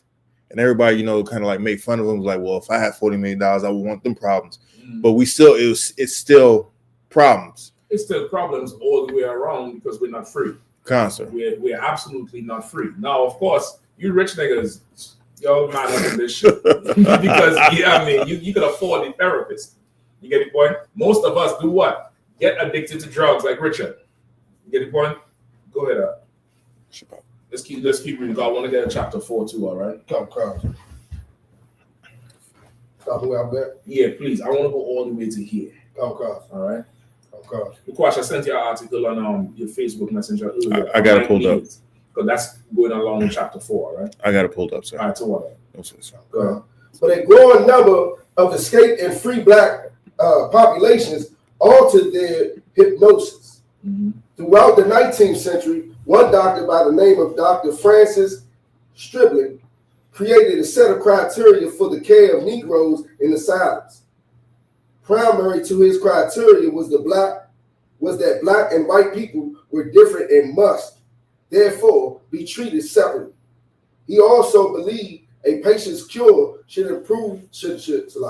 involve work that was similar to what that person did prior to hospitalization. So, black and white people were different. But to cure the mental insanity, you should continue doing the same work you was doing before. So if you're a white man and you're crazy, you continue being a slave master. If you're a nigga and you're crazy, you continue being a slave. But we just don't keep you all separate. Right? Go ahead. Oh, God. For black people, that meant more unpaid physical labor. Stribling was the chair of Virginia's Mental Health Commission and a member of the American Psychiatric Association. His writings influenced psychiatry throughout the 19th century. Right. So this devil, he was based in Virginia and of course had reach with Maryland, and with his experiments and his writings, he damn near was one of the fathers of American psychiatry for the nation. You get the point? They go back to him just like with medicine. They go back. What's the devil name? Sims, J. Marion Sims. They call him the father of modern gynecology because he was cutting women open on that slave plantation with no anesthesia to see the insides of it. You get the point? Go ahead. Oh, God. And his senior position influenced the state of Virginia to create the Central Lunatic Asylum for Colored Insane in 1817. Decades before Maryland had come to the realization that the state might need to do the same. In Maryland and across the country, white doctors, politicians, and local level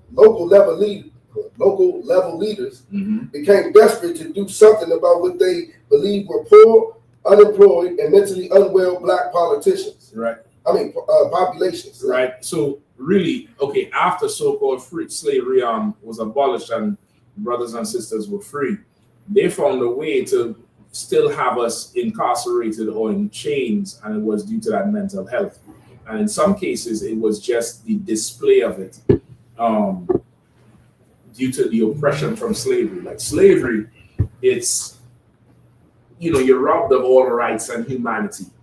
You strive every day to be and feel like you're something, but daily you're being reminded that you're nothing. Over time, that's going to cause a psychological breakdown. It's going to cause mental erosion. You're not going to be the same. You're not going to function the same. And you have generations of people who are, involved in that. Virginia was ahead of the curve by decades compared to Maryland. No wonder today, how many people like Virginia today? You like Virginia, driving through Virginia? I think it's in our blood. Don't nobody like to go over that goddamn bridge. Yeah, I mean, you got to go somewhere. You telling them, meet me on 14th Street, nigga. I ain't going to Virginia to do nothing. Go ahead, Al. What you were saying is shown to us every day that we had nothing. All we got to do is watch TV. They try to put us as the face of everything bad. Exactly. Everything bad, everything negative, and of course, everything good is dead. All right. Let me see where you are. I might have skipped you to the next side. I definitely want the next side. Go ahead. What's up? What's up? Officer, Priest and Officer Award says in capital letters, I hate VA. Listen, I don't know a nigga who likes Virginia. I don't know one. You have business in Virginia. You're trying to go in and leave. You ain't even want to be there. Go ahead. He ran New Jersey. You know what I mean? He hates Virginia. Okay, hold on.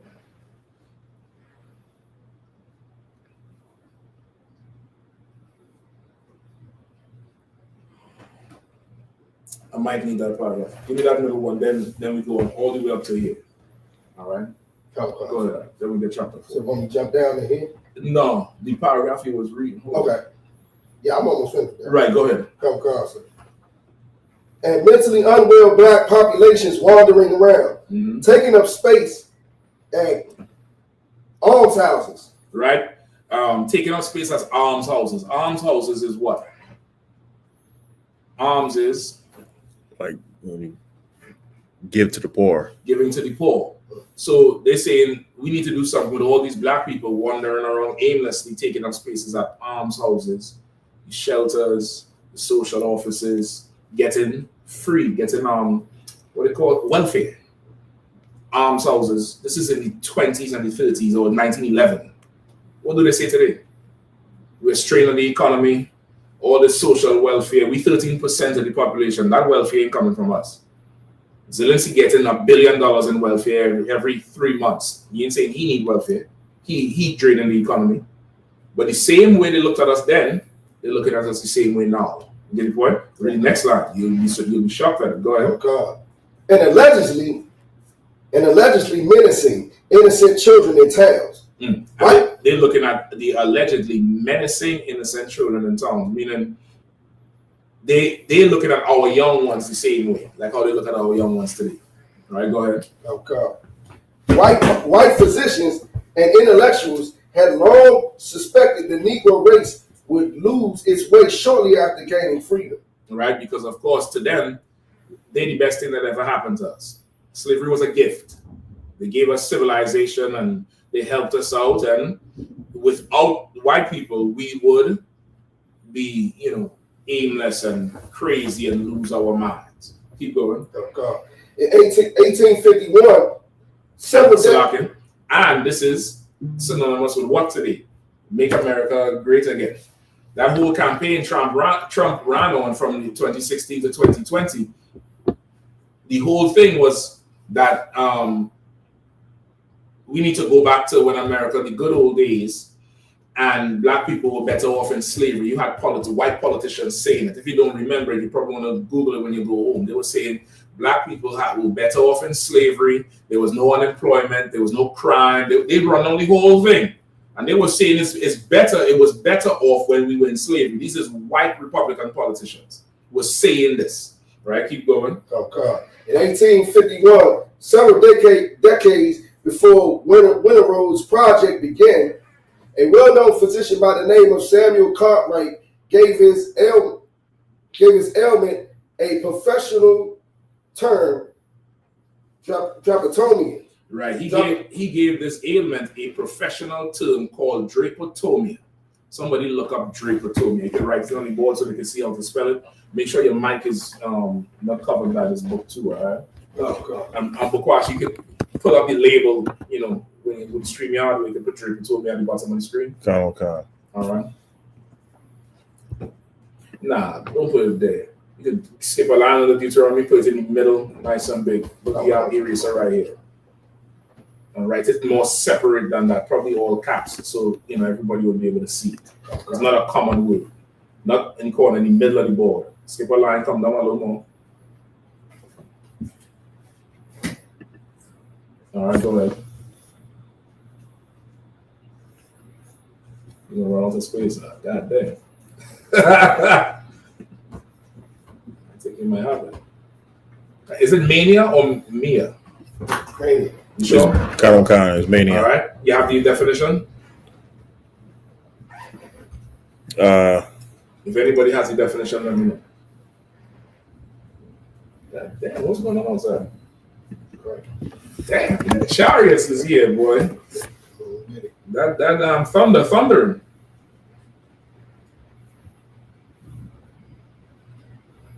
I read it one more time while you watch. Look at that. Sir. In 1851, several decades before Winter Rose Project began, a well-known physician by the name of Samuel Cartwright gave his ailment a professional term: drapetomania. Drapetomania. It's as crazy as it sounds. It sounds like a crazy word. And guess what? When you hear the definition of drapetomania, it's going to be even crazier. Go ahead, Bukwash. You have it? I know you might please that. Con.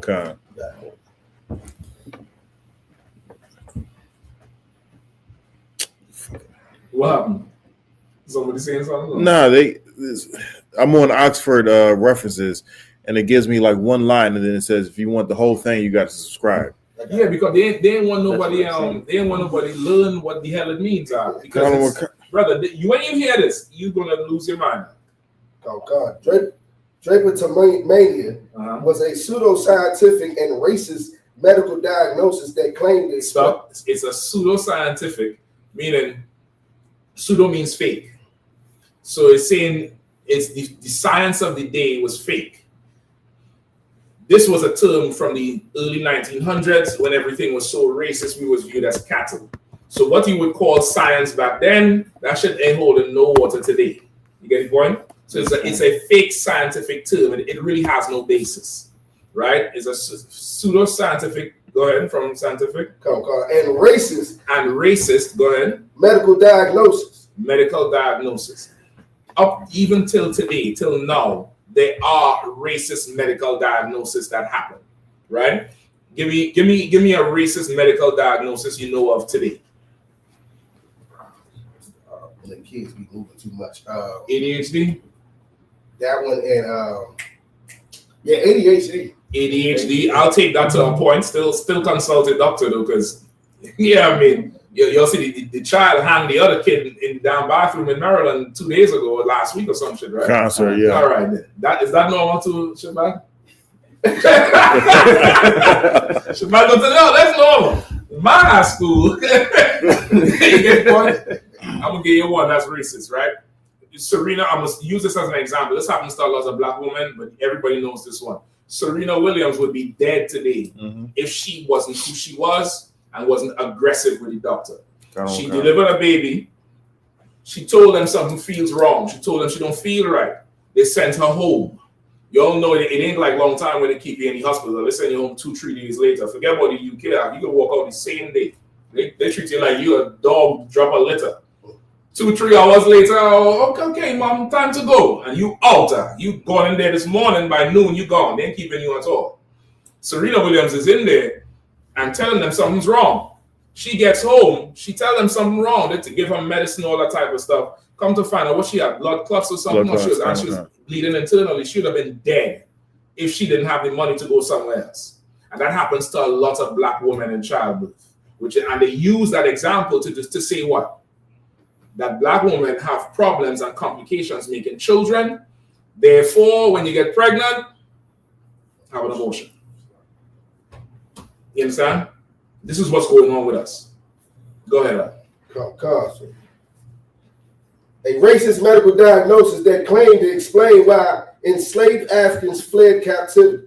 right? This was a diagnosis to explain why black people who left the plantation, who ran away, why they did it. Go ahead. I just got origin, treatment, and debunking after that. That's what I did. Okay. Meaning they said black people was running away from plantations because we was mentally insane. And they call it drapetomia. They gave it a term like today how they have, I don't know, what's some of these old crazy terms, this disorder. And they have something called seasonal disorder, some sleep disorder or some shit that comes from daylight savings time. They say it causes depression and anxiety. I ain't feel it. I feel them goddamn bills though. I need them bills to have seasonal this goddamn order. What do you say about that, Shepard? Is that normal too? Can we get that one to be normal? Let them bills have pressure and stress. But I don't feel that shit. I think that's some other pseudo-scientific, fake, white racist shit that apply to white people. Because for the life of me, it don't matter daylight savings, jumping forward or falling back, we still under pressure. So they said that black people had a mental problem that kept us running away from the plantation. It wasn't the whippings. It wasn't the slavery. It wasn't that you sold our children. It wasn't the inhumane conditions we live in. It wasn't the outhouse. It wasn't that massa was raping your wife when you're going to work. It wasn't that they'll take your children and throw them in the alligator pond and use them for alligator bait so they could fish the alligator. That wasn't why we ran. We ran because we had a mental problem. And this was in the late 1800s. You understand what's going on? We ran because we had a mental problem. Black people, like, why won't you like the plantation? I'm feeding you. I'm giving you clothes. That's your athletes today. What they say about Dave Chappelle when he turned down the 50 million? He cuckoo, right? Crazy. Yeah, he crazy. Now they say what? What they say about him now, today? He was right. He's probably the greatest comedian of all time. That's what they say now. Oh. You get the point? Like this is what we've been going through forever. Forever. Go ahead, what was going to say? That's like I was about to say, it was a lot of us saying. Not his own people saying that he was crazy for doing that. Because we knew listening to I.S.U.P.K. You get the point? Any more there? Let's get back to the just for the time on. Sir. Yeah, go ahead. If I may, can I read this real quick? It's about drapetomia. Go ahead. So, it says drapetomia, Cartwright's new disease. Drapetomia was derived from two Greek words, one meaning a runaway slave, the other signifying mad or crazy. This mental disorder of slaves had one defining characteristic. The suffering had an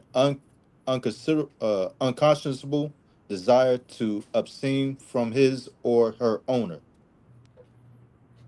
Listen, they say it had a strong trait. The unconscionable desire to flee from your owner. You must be mad. He's not well. He's psychotic because he wants freedom. And the way it said unconscious desire, like we don't know what we're running from. Like unconscionable, meaning you can't even fathom why you would leave. You get the point? Let me skip it to chapter 4. I think we might have to drop off from here. Let me see if anything else. Sluggy, sir. Go ahead. Richard responded. Go ahead. He says, I would not join y'all. Y'all are rude.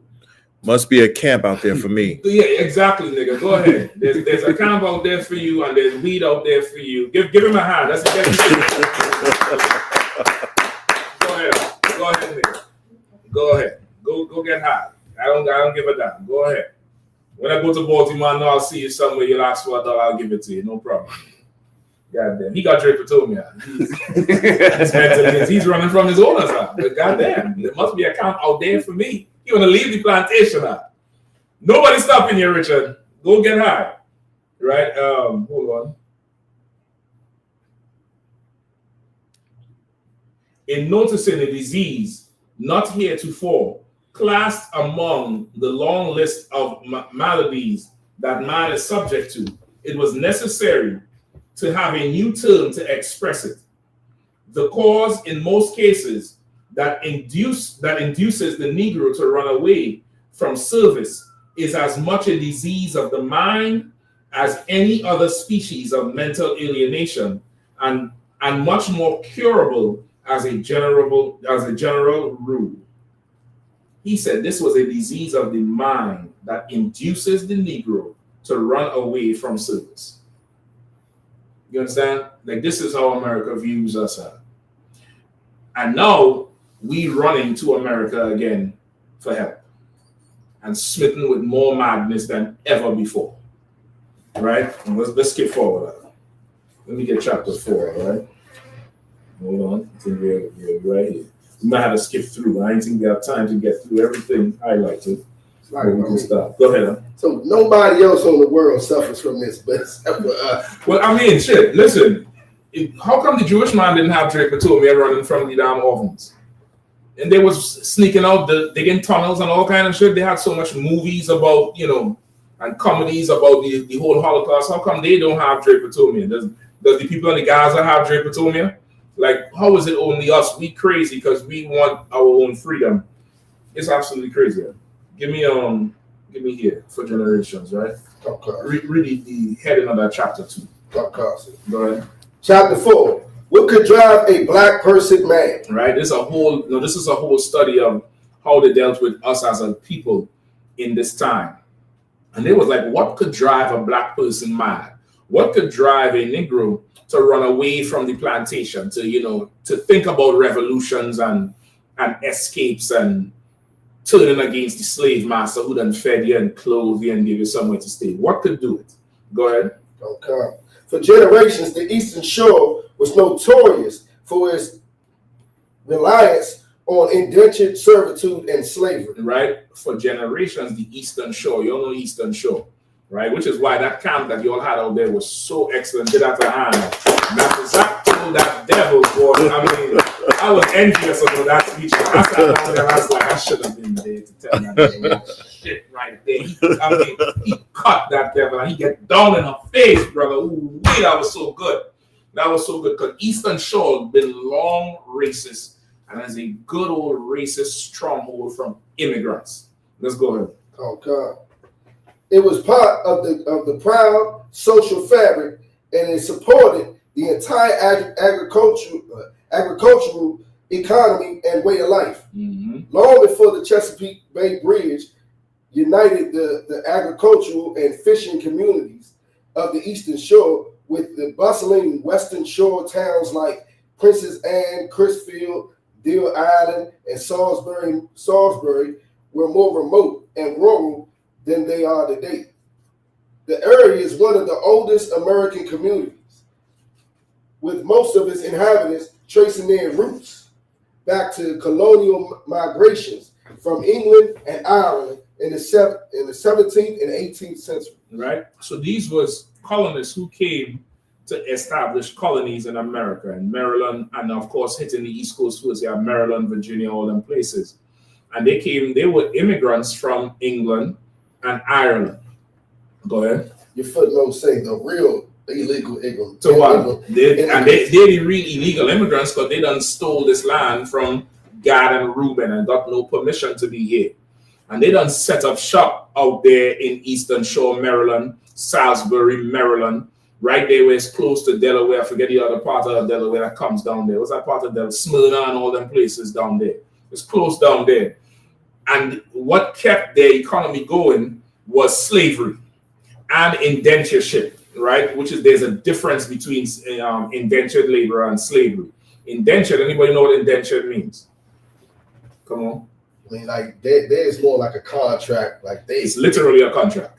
Indentured means you sign a contract. So for places like in the Caribbean, like, Trinidad, Jamaica, St. Lucia, Barbados, where you had indentured laborers, meaning mainly the East Indians and the Chinese coming over, and then saying they were in slavery too. By definition, that's a lie. They signed a contract and got paid and got to come with their wives and kept their language and got housing and got land. That's much more different than slavery. In Eastern Shore, indentureship and slavery kept the economy going. Go ahead. In the wake of emancipation, the status of black people changed in Maryland's Eastern Shore as it did across the United States. Mm-hmm. Continued indentured servitude was something of an open secret, and not just on the Eastern Shore. In 1927, a grand jury. Right, so slow down right there. So they say now, after the so-called emancipation, until the 19th century, right? They said a lot of the status of black people changed out there because of it. Keep going. Oh God, sir.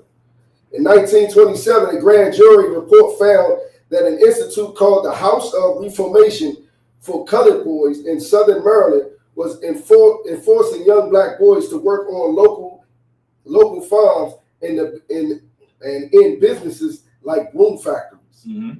The school was intended to instruct and reform boys who had been labeled as vicious and improper, and many of the boys housed there were known to be mentally deficient. Right, so they said these young boys, they took them and put them in this factory to make brooms, and they described them as vicious and improper. And they also labeled them as mentally deficient, which is something they always say about us, right? Go ahead. Oh, God. The investigators found that the boys were being farmed out in direct competition with regular laborers. Mm-hmm. So meaning, what does that mean?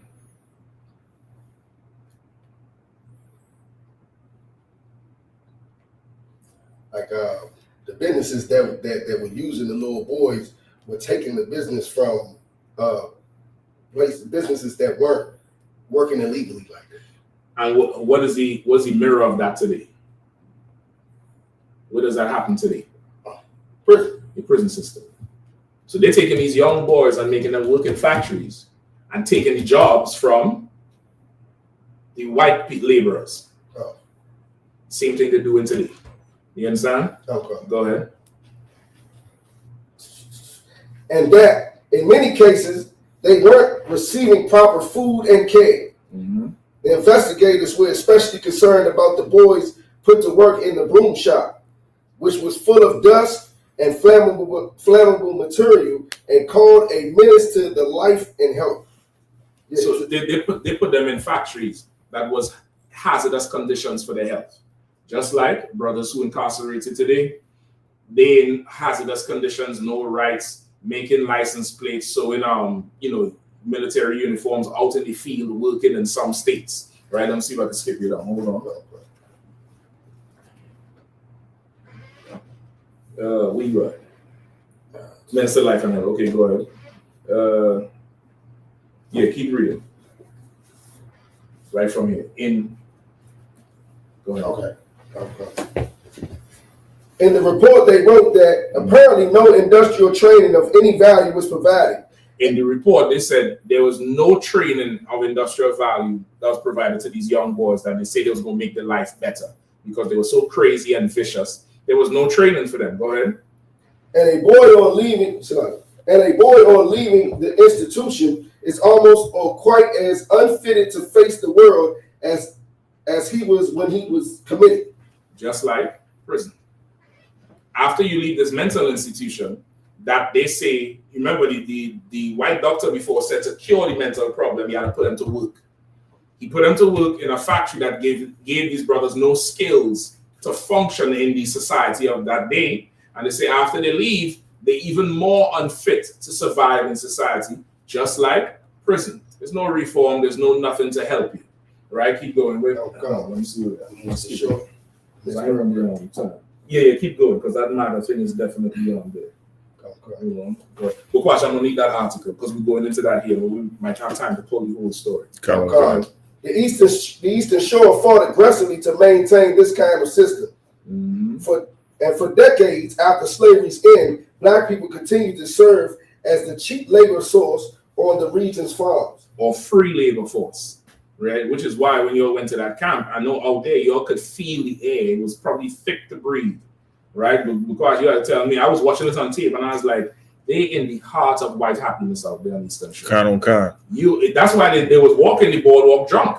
They're all happy and they're watching you niggas like, what the hell is you doing here? Why are you here? Mm-hmm. What is you talking about? You messing up our happy time. Because they done lived there for decades on people like you working for free to make their life better. That's what they live their life on. Keep going. Oh God. As a result, black families lived in desperate poverty, and they would sometimes give away their children, especially those with developmental disabilities, to white families looking for a laborer or maid. These children effectively became slaves again. You understand? So because of the poverty and because of the system they had in Maryland, a lot of families would just give their children away for menial work, right? And that same thing is happening now, where you have young kids not really having a path to being a professional in any capacity, right? You having our generations doing what? You know, working as a cashier somewhere or sweeping floors somewhere. That's menial work, and that helps their economy go on. And they said they was doing this for a long while, and this helped their economy, and they wanted it like that. They say Maryland fought to keep that system, and that's where you get to Make America Great Again from. Where that's where they really want the condition they want us to have. They want us to be in that condition where there's no future, there's no community for us. They're in charge of us, and they really want this, and this would be America becoming great again. You get the point? Where we at? Matthew. Yeah, give me Matthew. All the way up to probably the whole next page too. And then we'll question we get that article, all right? Go ahead. Matthew Buddy Williams found himself trapped in this system. Williams had known hardship from an early age. After losing his mother to pneumonia when he was just 4 years old, and then his father at age 8, he was taken in by his aunt and uncle in the Black District of Salisbury, Maryland. Newspaper records and old interviews with his relatives suggest that Matthew had a cognitive impairment. Cognitive impairment. Described as subnormality that made it hard for him to relate to others and to read emotion. Right. So they're saying according to the newspapers and some people they asked, he had a cognitive disorder, right? Meaning certain amount of mental awareness. Doesn't mean he was crazy or retarded or nothing like that. That could come from the trauma of losing your parents, right? And they say, what's the last time they say he was what? Made it hard for him to be able to read emotions. Read emotions and relate to others. And relate to other people. He couldn't relate to other people and read emotions. Today they'll call that what? You don't know? They'll call that autism today. It's hard for you to read people's emotion. It's hard for you to read the room and really get. That's why some autistic kids, autistic people, they need you to say the shit. They can't just pick up on a cue. You get the point? They can't really pick up on what's going on. Like the brother who I forget who the brother's name. What's his name? Just the brother who them cops killed. He was autistic. They choked him to death in Colorado. Elijah McCain.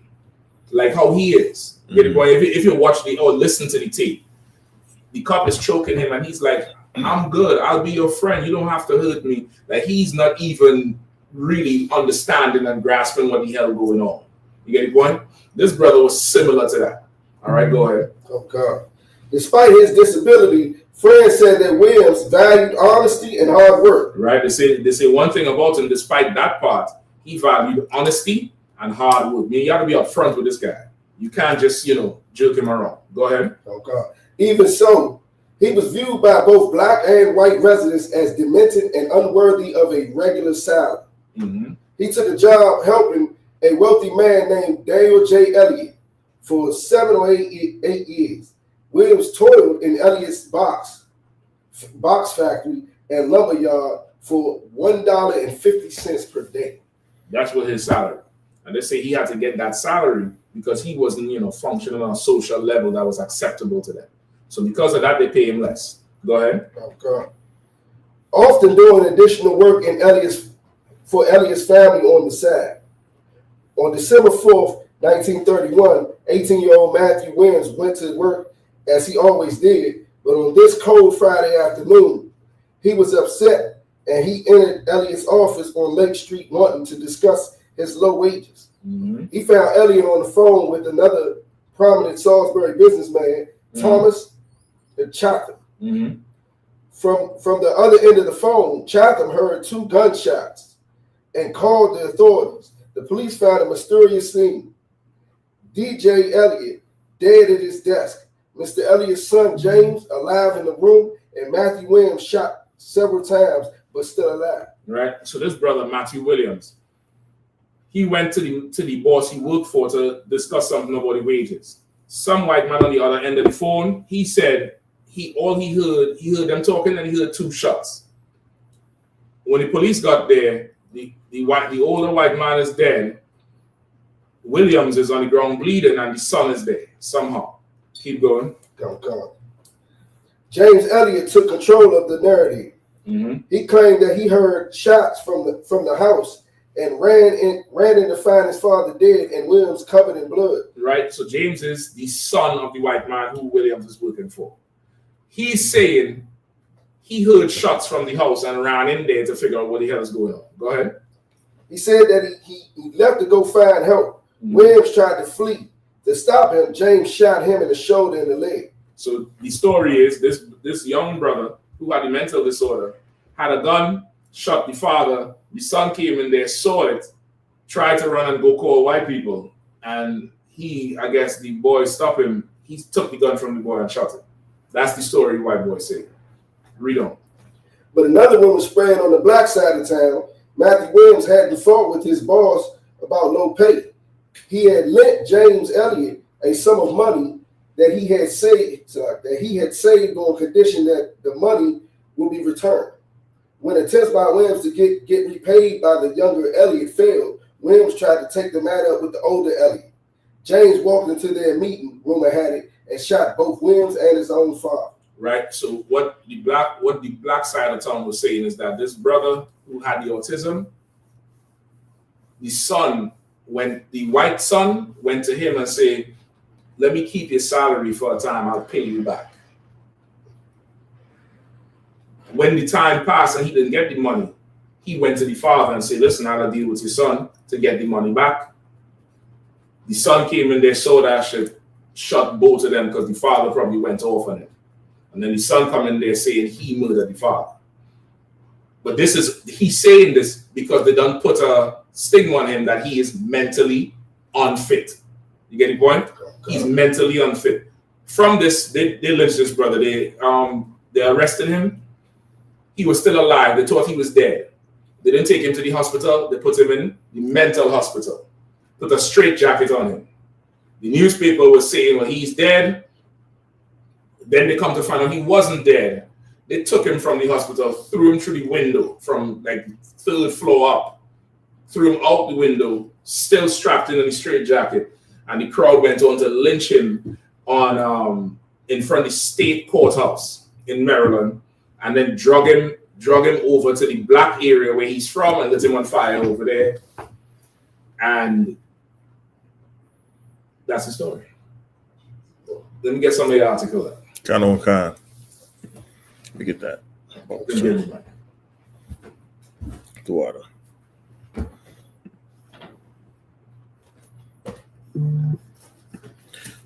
The lynching of Matthew Williams. On November 4th, Mrs. Aubrey Jackson Matthews, 93 years old, returned to John Wesley United Methodist Church, the only institute that remained from the Georgetown neighborhood, a black business district located in Salisbury, Maryland. And this is in what, 2021? Or 2020? 2021. 2021.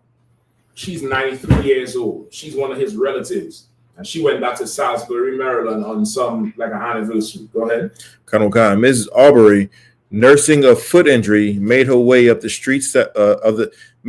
same steps that she remembered climbing as a child. Mm-hmm. Up for the challenge, she reached for my hand, and I guided her up each step. After a minute or so, she finally made it to the sanctuary. She is the only one left. All of her friends and family are gone. She has survived them all. However, her community's memories live on. And upon stepping foot in the sanctuary, she was awakened to their presence. to truly understand what she lived through and the story of her community, we had traveled back in time, back 90 years when she was only 3 years old. Right. Okay. So they're going back now to find out exactly what happened with her. I'm gonna skip it on. You know they're gonna write a whole long ass thing to get into it. Keep reading the quote.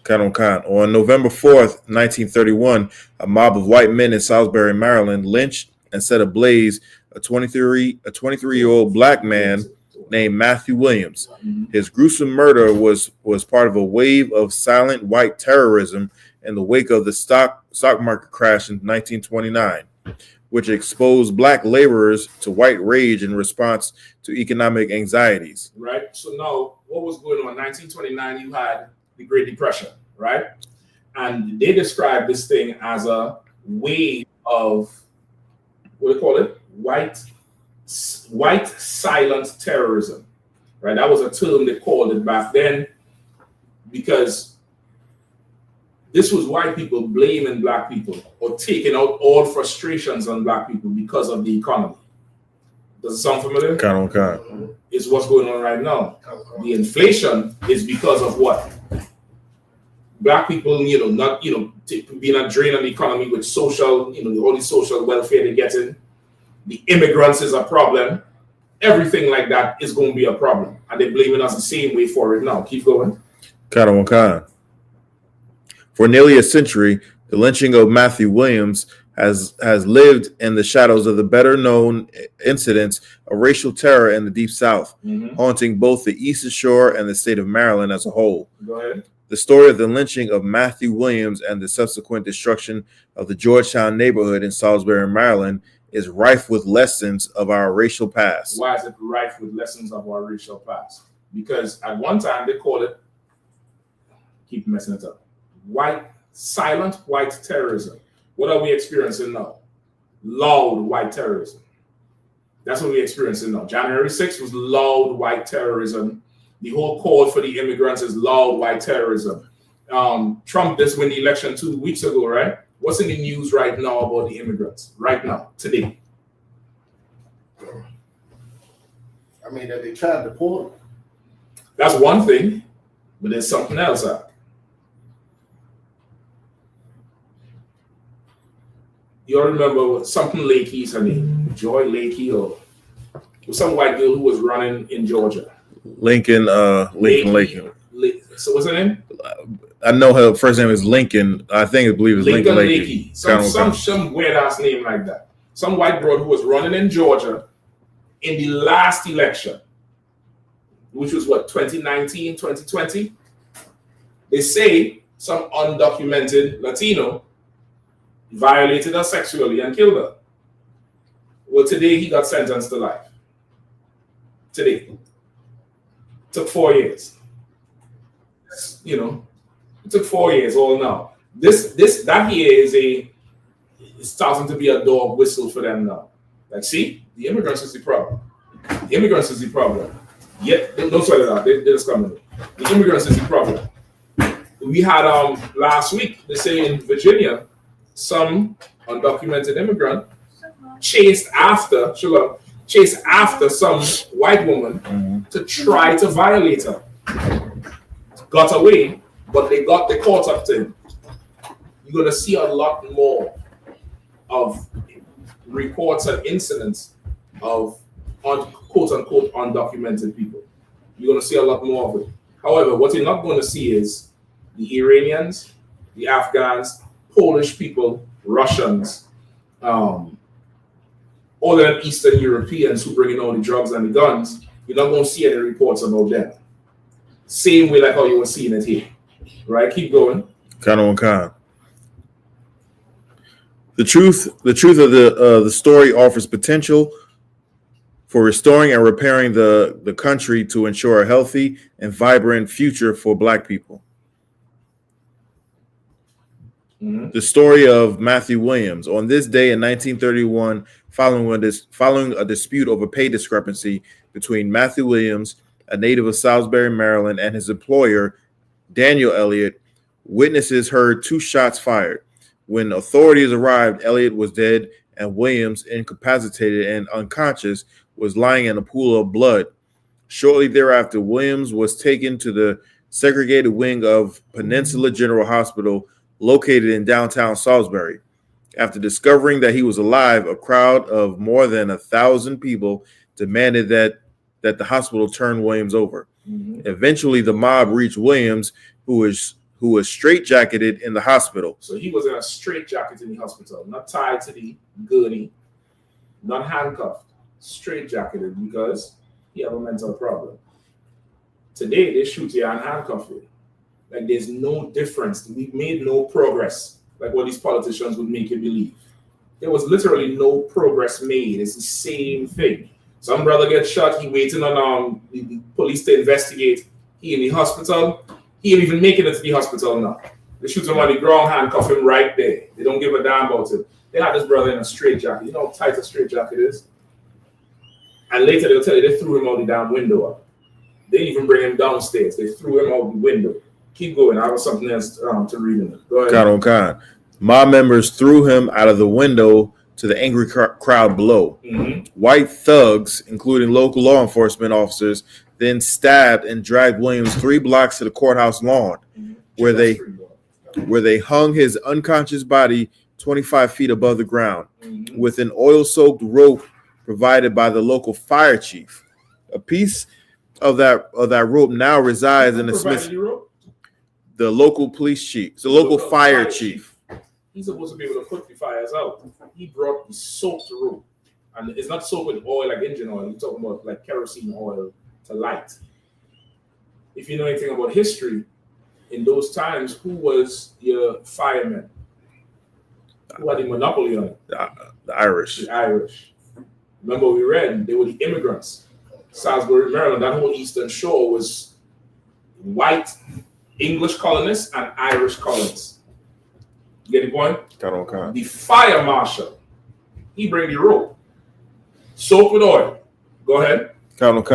A piece of that rope now resides in the Smithsonian National Museum. Say it again. A piece of that rope now resides in the Smithsonian National Museum of African American History and Culture. Right down This is a token. And they wonder why we crazy. They wonder why black people are the way they are. Why this, that, the other. You understand? They wonder why. Piece of that rope is right down. You show the picture of the rope? It's up now. The rope is there with a postcard or a note? It's a note. A whole handwritten note, like a trophy. Go ahead, Shabbat. I always wanted to go there. I never went there because I wait for it to be like free like the rest. It ain't never gonna be free. Cause it's never gonna be free. When you say you don't want free of people. No, free like the rest of the museum. Oh, at certain times of the year it's free. You just have to, sign up for it ahead of time. But when I say free, I don't really like to go to museums with a ton of people. I like to go on the downtime. You're gonna find me there Monday morning at 10 o'clock when nobody there, so I could watch everything I want and see what the hell I want. But a lot of the African American Museum is about Africa, right? A lot of it, a ridiculous amount of it, they're trying the whole mess to make us feel the African. Go ahead. Okay, and that's the exact thing I was about to say. After going to the Midwest Cookout, we went the to museum up there. Concert. We went to the African Museum up there, and we let, of course, us all being priests, we listening to the lady, but everybody's just sitting there like, this is some bullshit. And after we ended up educating her, and she learned something. Oh hell yeah! I recently took one of my kids to what is it? There's one down there on Constitution Avenue, right in the middle, National Museum of History, some shit like that. They had a whole. That was bad as shit. I thought I would have been bored. That shit, I was more excited than her. Goddamn. Right out in there watching all kind of whales, skeletons, and all kind of shit. That shit was bad as fuck. I'd say, excuse me. Did you see the Hope Diamond exhibit? No, I didn't get to go all the way there. I'm going back, Salaki. I'm gonna tell you, I'm going back without that. But there was a part of that where they're showing you. They said, this is African history, but the way how they have it set up, you think it's Black history, and there's a ton of like Africa, South Africa, apartheid, and Rwanda and all type of shit. And then there's a section each of the exhibits have a room where you could go in and sit and watch a video. Some is 3 minutes long, some is 30 minutes long. Good ass videos.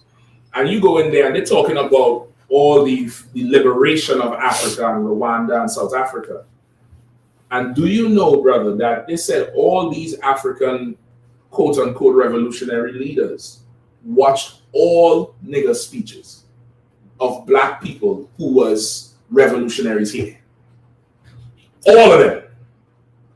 All of them watched Israelites and got inspired. And I was like, time to go. Like, why are we even here with this shit?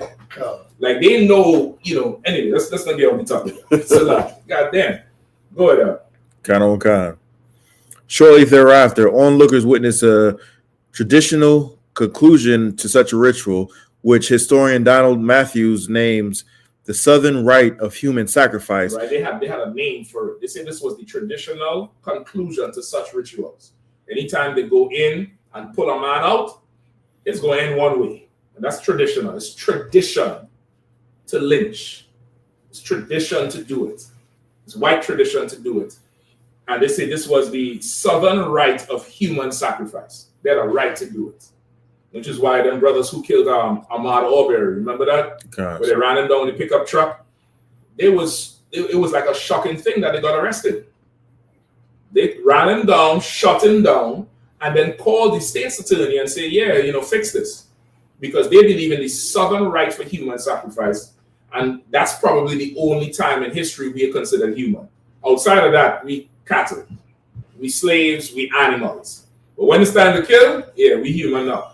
Go ahead. It's like, if I could, this is a kind of a parallel. Come on. I was stationed with a brother who was stationed in not Moscow, but St. Petersburg, and there was an incident that happened there. A Russian regular citizen shot down some Hamite, and then called the cops and said, "Hey, I got this black man here. Just come and get him. I shot him. He's dead. I'll wait for you to come and just take him away." Brother, let me give you another one. Which war it was that it was formed in storming France with Normandy, storming Normandy. That's what, World War II? Two, kind of kind. World War II, right? There's World War II is famous for storming in Normandy, how much American soldiers gave their life, because it's really a suicide mission to take that hill, but they eventually did, right? And they was talking about how much how much glory the soldiers get for how they took over France and helped with France and stuff like that. Do you know, brother, right now they're investigating the rape of French women by American soldiers. It was a huge cover-up. They say that part of the military strategy to get men to go was to sexualize French women and say French women were, quote unquote, more freaky than any other woman to get you to, really go. And a lot of these white soldiers was raping the women. The women reported it. It got out to the media because World War II had a lot more media, not influence. Media had more access, I guess, than World War I. Do you know the American government blamed who? The woman. Black soldiers. They said this is a problem we're having in America. They're crazy since we let them loose.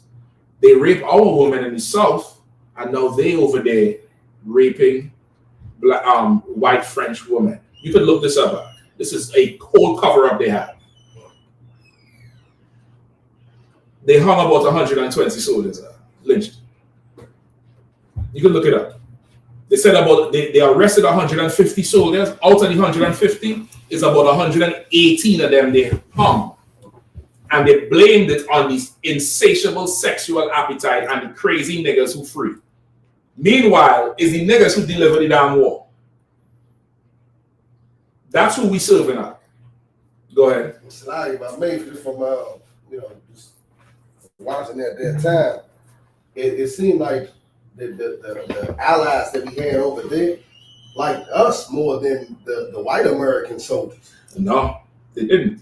They didn't like us. Let me tell you something about the white man. Again, I'm so disappointed in myself that I was shocked that Joe Biden told Ukraine to attack Russia more. I was so shocked I couldn't believe it. I called Nathak, asked Nathak for some facts. Nathak stay up on that wall like he's Wolf Blitzer. Nathak know the name of the missile, he know the treaties, he know the dates and everything. I had to go and confirm that was they attacking before like that. He's like, nah, brother, they don't. It's not that they liked us. The world knows that we hold America up. And they know that if they could separate us from the master, if they could institute in us dripotomia to leave the master, they'll win against America. So don't think they like us. Don't think the Japanese and the Viet Cong like us. The brothers in Vietnam would tell you how they would play morning radio saying, Negro, our war is not with you. Why are you fighting us? They don't like you. They would be on the morning programs trying to get brothers to defect. It's not that they like us, it's the enemy of the enemies, my friend. It's strategy. Because what do you think would happen if the Vietnam fully beat America? We all know they beat America in that war. But in terms of beat America and took over the world, like they would be in America's seat, where would we be? In Parliament running Vietnam? We would be slaves under the Vietnamese. If the Germans won, we'd be slaves under the Germans, whoever. It's not that they like us, but they realize we are the ones who make America great. Without these niggas and these Latinos and these native people, it's easy pickings. You get the point? It's not so much that they liked us. If that was the case, they would have came out and said, hold on, don't lynch them black people. It's not them, it's them white boys. They didn't do shit. They let them lynch us. You get the point? They let them lynch us over a lie. They lie about us raping women here, they're lying about it over there. There's no way we can go. We have to turn to the Lord. You get the point? Let me give you a little piece of this here.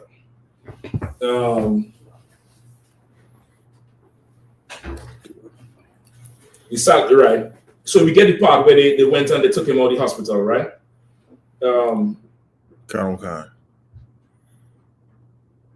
Give me Ezekiel 35:5 for that. Right, a group entered the hospital demanding that Williams be turned over to them. They were stopped by Police Chief N.H. Holland and Deputy John Parks, who blocked the entrance. 6 members of the mob then went around the building to an open side entrance and reached the Negro ward. Unsurprisingly, the section wasn't well protected, right? They don't give a damn about us. There, hospital superintendent Helen V. Wise. Helen V. Wise, a white woman, surrendered. This is what she said. If you must take him, do it quietly. For all you sisters who want to join this white feminist movement, this woman said, go ahead and take this nigga. Just don't disturb the whole ward. Don't break everything up. If you must take him, do it quietly. Do you know, a ridiculous amount of white women actually voted for Trump this election? Mm-hmm. The same thing that's happening now is happening then. It's the same thing. She in there, she's like, you can't do this. You know how a white woman is for a white man. She could stop him in his tracks and get him to go to war. She ain't staying there, you can't do this. She said, well, listen, if you must take him, just do it quietly. Just go in there and get it out. Don't disrupt nothing. Don't tear up this hospital. What is it worth a nigga's life? Give me Ezekiel. God, sir. Book of Ezekiel, chapter 35, verse 5. Mm-hmm.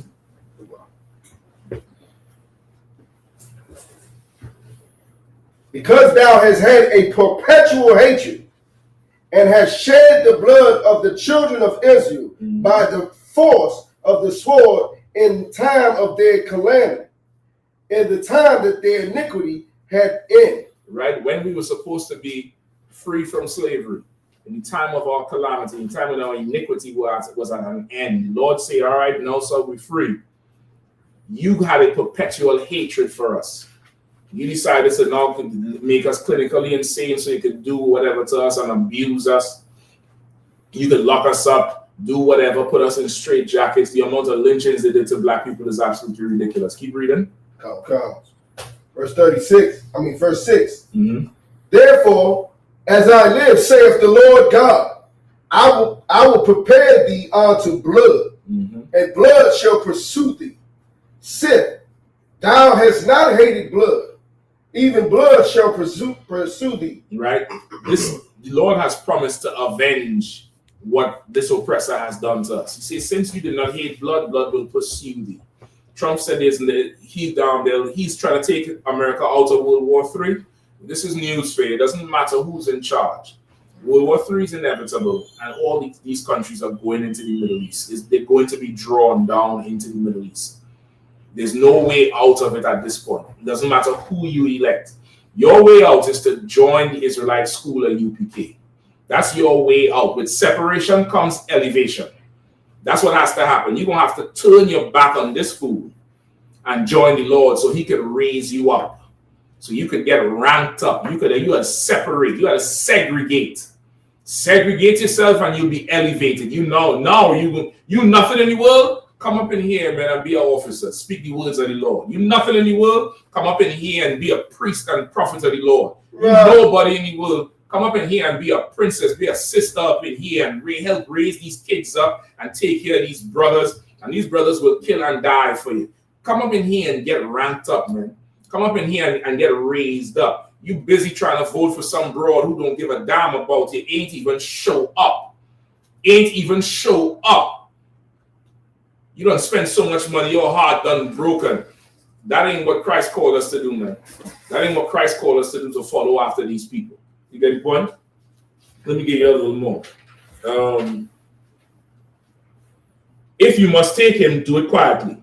The men threw Williams, covered in bandages and wearing a straitjacket, out of a window into the crowd of 300 people waiting below. As men carried Williams to the courthouse, the crowd swelled until a mob of some 1,000 people surrounded Williams. You understand how much they hate us? This is one young boy. He about 18 or 19 now. No, he worked for 8 years, so he about 25 now. He had 125, 26. 1,000 people got to gather for him. You understand? You understand the whole spirit of that January 6th? You understand what really drives them? Our people in the world don't understand this oppressor. They don't understand the times we're in. They don't understand that what happened in the past is happening again. That's why you put your hope in that party instead of standing with the Lord. You get the point? Standing with the Lord. Give me some more in that article. Let me get that mic.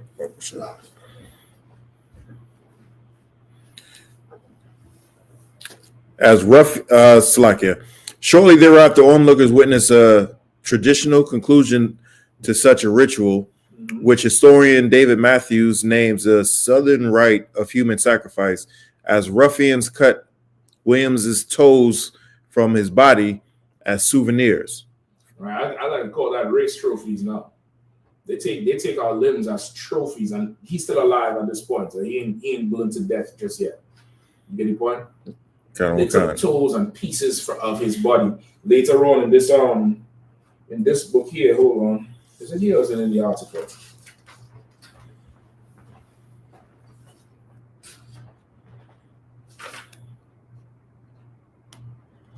Hold on. It tells you in other parts they cut off other body parts and went around the black neighborhoods and threw them parts on the front door of black people and told them, go ahead and make a nigger sandwich with these body parts to help remind us, right? Just for time's sake, I'm going to skip ahead. They said in this book here, they said that area of Maryland could have been fueled by a case that happened before with some young boy who went from the same system, deemed mentally challenged, went to work for a white man. The white man had some young boy working with him, a white young boy, working with the brother, convinced the brother to go rob this old white woman. He said two of them would go, the white boy would hide, the young brother, his name is Lee, or He had two names. One was an alias. I'm gonna find the other name for you. Something Armwood. George Armwood, right? He robbed the old woman because she had her daughter had a farm. They had a ton of money. He took the money from her. The old woman lay on the street and shocked. The police came. She told them who it was. They went to look for this Armwood brother. By the time the mob formed up at night to find him, the story changed from just a robbery. They say how he raped her and chewed off her breast. That was the old report. And he was in such a sexual deviant, and he was crazy. And of course, they lynched him, right? They attempted to lynch him. The police took him. They said he wouldn't get a fair trial. They took him and sent him to Baltimore, which was a little bit more liberal area. And they was trying him with evidence and all this type of thing. And they say that part of Maryland was angry about that because they felt justice wasn't served. And they needed to put this deviant down. So they said that was more fuel to how they lynched Williams and didn't get to the bottom of the whole thing with the robbery and all of that. You get the point? These are the people we live in under. These are the people who run our lives. They still have that whole kind of area out there. Because you always out there, you'll see the type of people that's out there. Like, it's down there, like you come to there. Down there, it wasn't even America, really. Or what you would used to be. You get the point? Like you go out there and it's like, hold on, this is not really part of this place. This is a white supremacist area, and they enjoying their white power. You get the point? When would you enjoy your black power? When will you come to your black power? When will you turn and come to the Lord and forget this place? Are you enjoying the madness that's going on? Are you enjoying the disappointment that's in your heart because of this place? How long will you love the simplicity and follow after these politicians, follow after these religious leaders, and know your heart is hurting? Meanwhile, Trump is ramping up an army so that he will never ever be out of power again. He had a Chief Justice, he had the Senate, he had the House, the cabinet is right there with him. What else you want? They say he's trying to change the laws so that you could carry anywhere in America once you have, a carry license for your state. No more reciprocity. You know why he's doing that, right? Anybody knows why? You don't know. You have to get a license here, then you apply for a license there if you want to carry. Trump said he plans to make it where there's no he doing away with that reciprocity shit. You have you qualify for a carry in your home state, you can carry anywhere in America. Why is he doing that? For ones like that little boy who went across town. Bigger than that. It's bigger than that. January 6th. Do you know they arrested a lot of people who came to DC with guns? I don't know if you remember that. They had some devil had a pickup truck full of rifles. Full of rifles crossing the bridge coming in from Virginia. He wants to make sure that the next time, if it's necessary, that he has a January 6th, his people could come freely and it's not be against the law. You understand? Meanwhile, you following some East Indian broad who want the right to abort babies. Now you see why you're crazy. Now you understand what's at stake. You better turn from this empire and come follow the Lord. You better turn from this empire and absolutely follow the Lord. This place is going down, it's going to hell in a handbag very quickly. The more you waste time, I don't know how you're going to survive. The level of insanity is ridiculous. There's no help for you outside of the UPK. The therapists need help. If the therapists need help, what do you think going on with the cops? What do you think going on with the paramedics? What do you think going on with the teachers in the school? Maryland, they had some teacher, she's a drug addict. You also saw the news on that? No. She's a drug addict, recovering. She relapsed and started selling drugs to the students. Y'all didn't see that shit? Y'all better be paying attention now. She in there trapping in between periods. This place is done. I don't know what else to tell you. Right? Richard could go get high with some of the Israelite group. But in here, we're going to turn our back on this empire. We're going to follow the law, statutes, and commandments of the Lord. We're going to raise up brothers and sisters who is loyal to the Most High in Christ. And we're going to watch this empire burn, man. We don't have no business in this place. We don't have no rights or no rules in this place. When I say rights, meaning a right to really join this place. We shouldn't want to. We shouldn't actually desire to be part of this empire. What we should be seeking after is the ways of the Lord and the wisdom of the Lord. Because without that, you dead as a doornail in this place. All right, with that, pass. You have some more? Good. With that, I pass the class over to the priest and officer Shabbat. I.S.U.P.K security announcements. We the I.S.U.P.K. We the I.S.U.P.K. Starting on the 1 West 125th Street, Harlem, New York, under Commander General Yahanna. New rules for brothers and sisters. A new brother and sister comes to the school, they off limits for 6 months. They're to be saluted only. They're here to share themselves in the world. One more. Let me read this last part for you. Immediately after hearing about the Williams lynching in Salisbury, Governor Albert C. Ritchie set up a task force with the Attorney General William P. Lane Jr. to look into prosecuting those who were involved with the mob. This is the mob that pulled the brother out of the hospital. Tell me if this sounds familiar.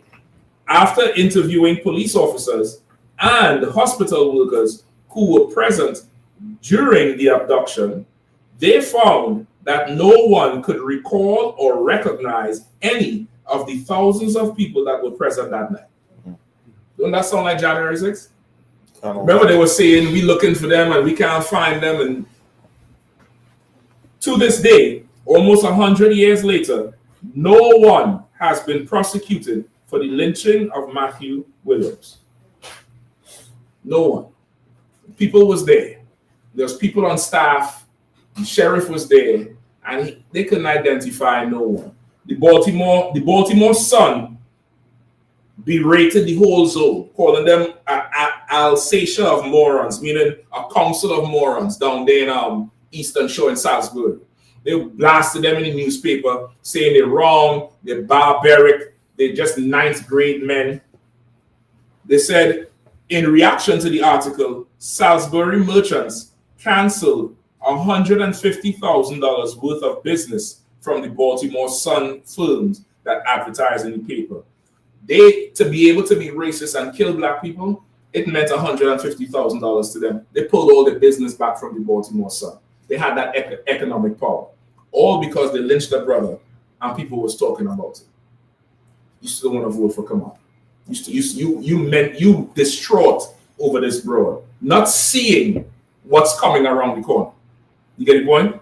Okay. And if you're simple and thinking, well, that's why you was voting for her, she couldn't stop that thing, dummy. She couldn't stop it. Well, what would she do? Laugh and swing her big stick and stop it? She couldn't stop that nonsense. You gotta turn your back on this empire and come to the Lord. This whole thing is just ridiculous what they're talking about. So that, yeah, go ahead.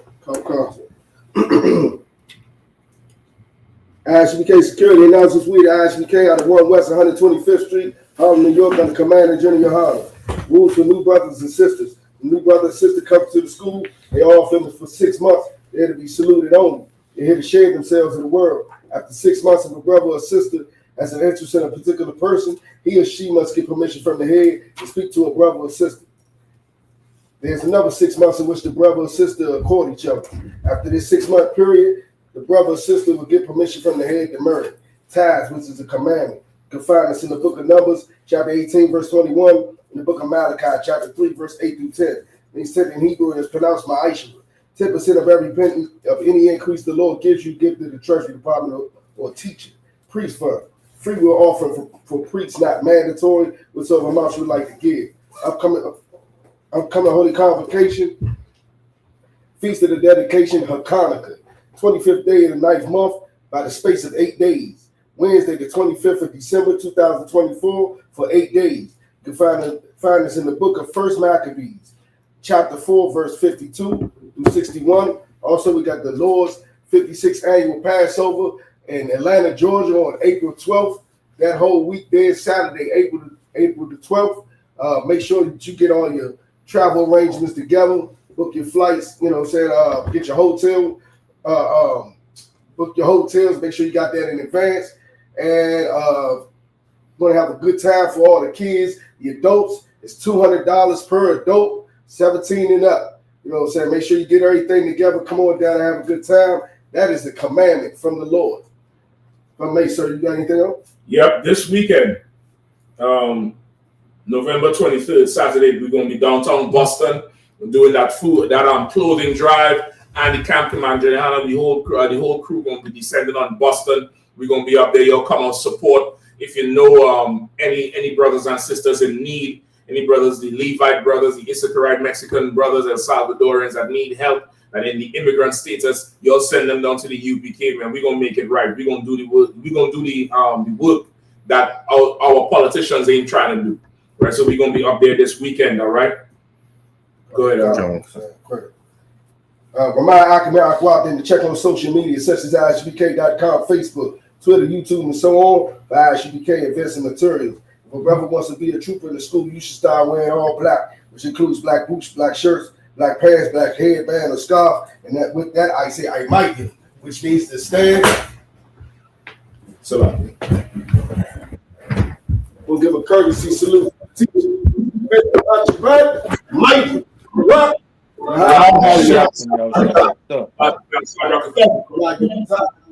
Which means to turn, make stand. I might do.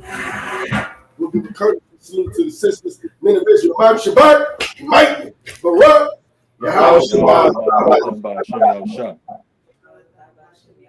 Yah Matah, class dismissed. Hey, listen, brothers and sisters, man. If you like what you hear, hit the subscribe button, man. Subscribe to this channel. And also, please, go to ISUPK.com and pay your tithe.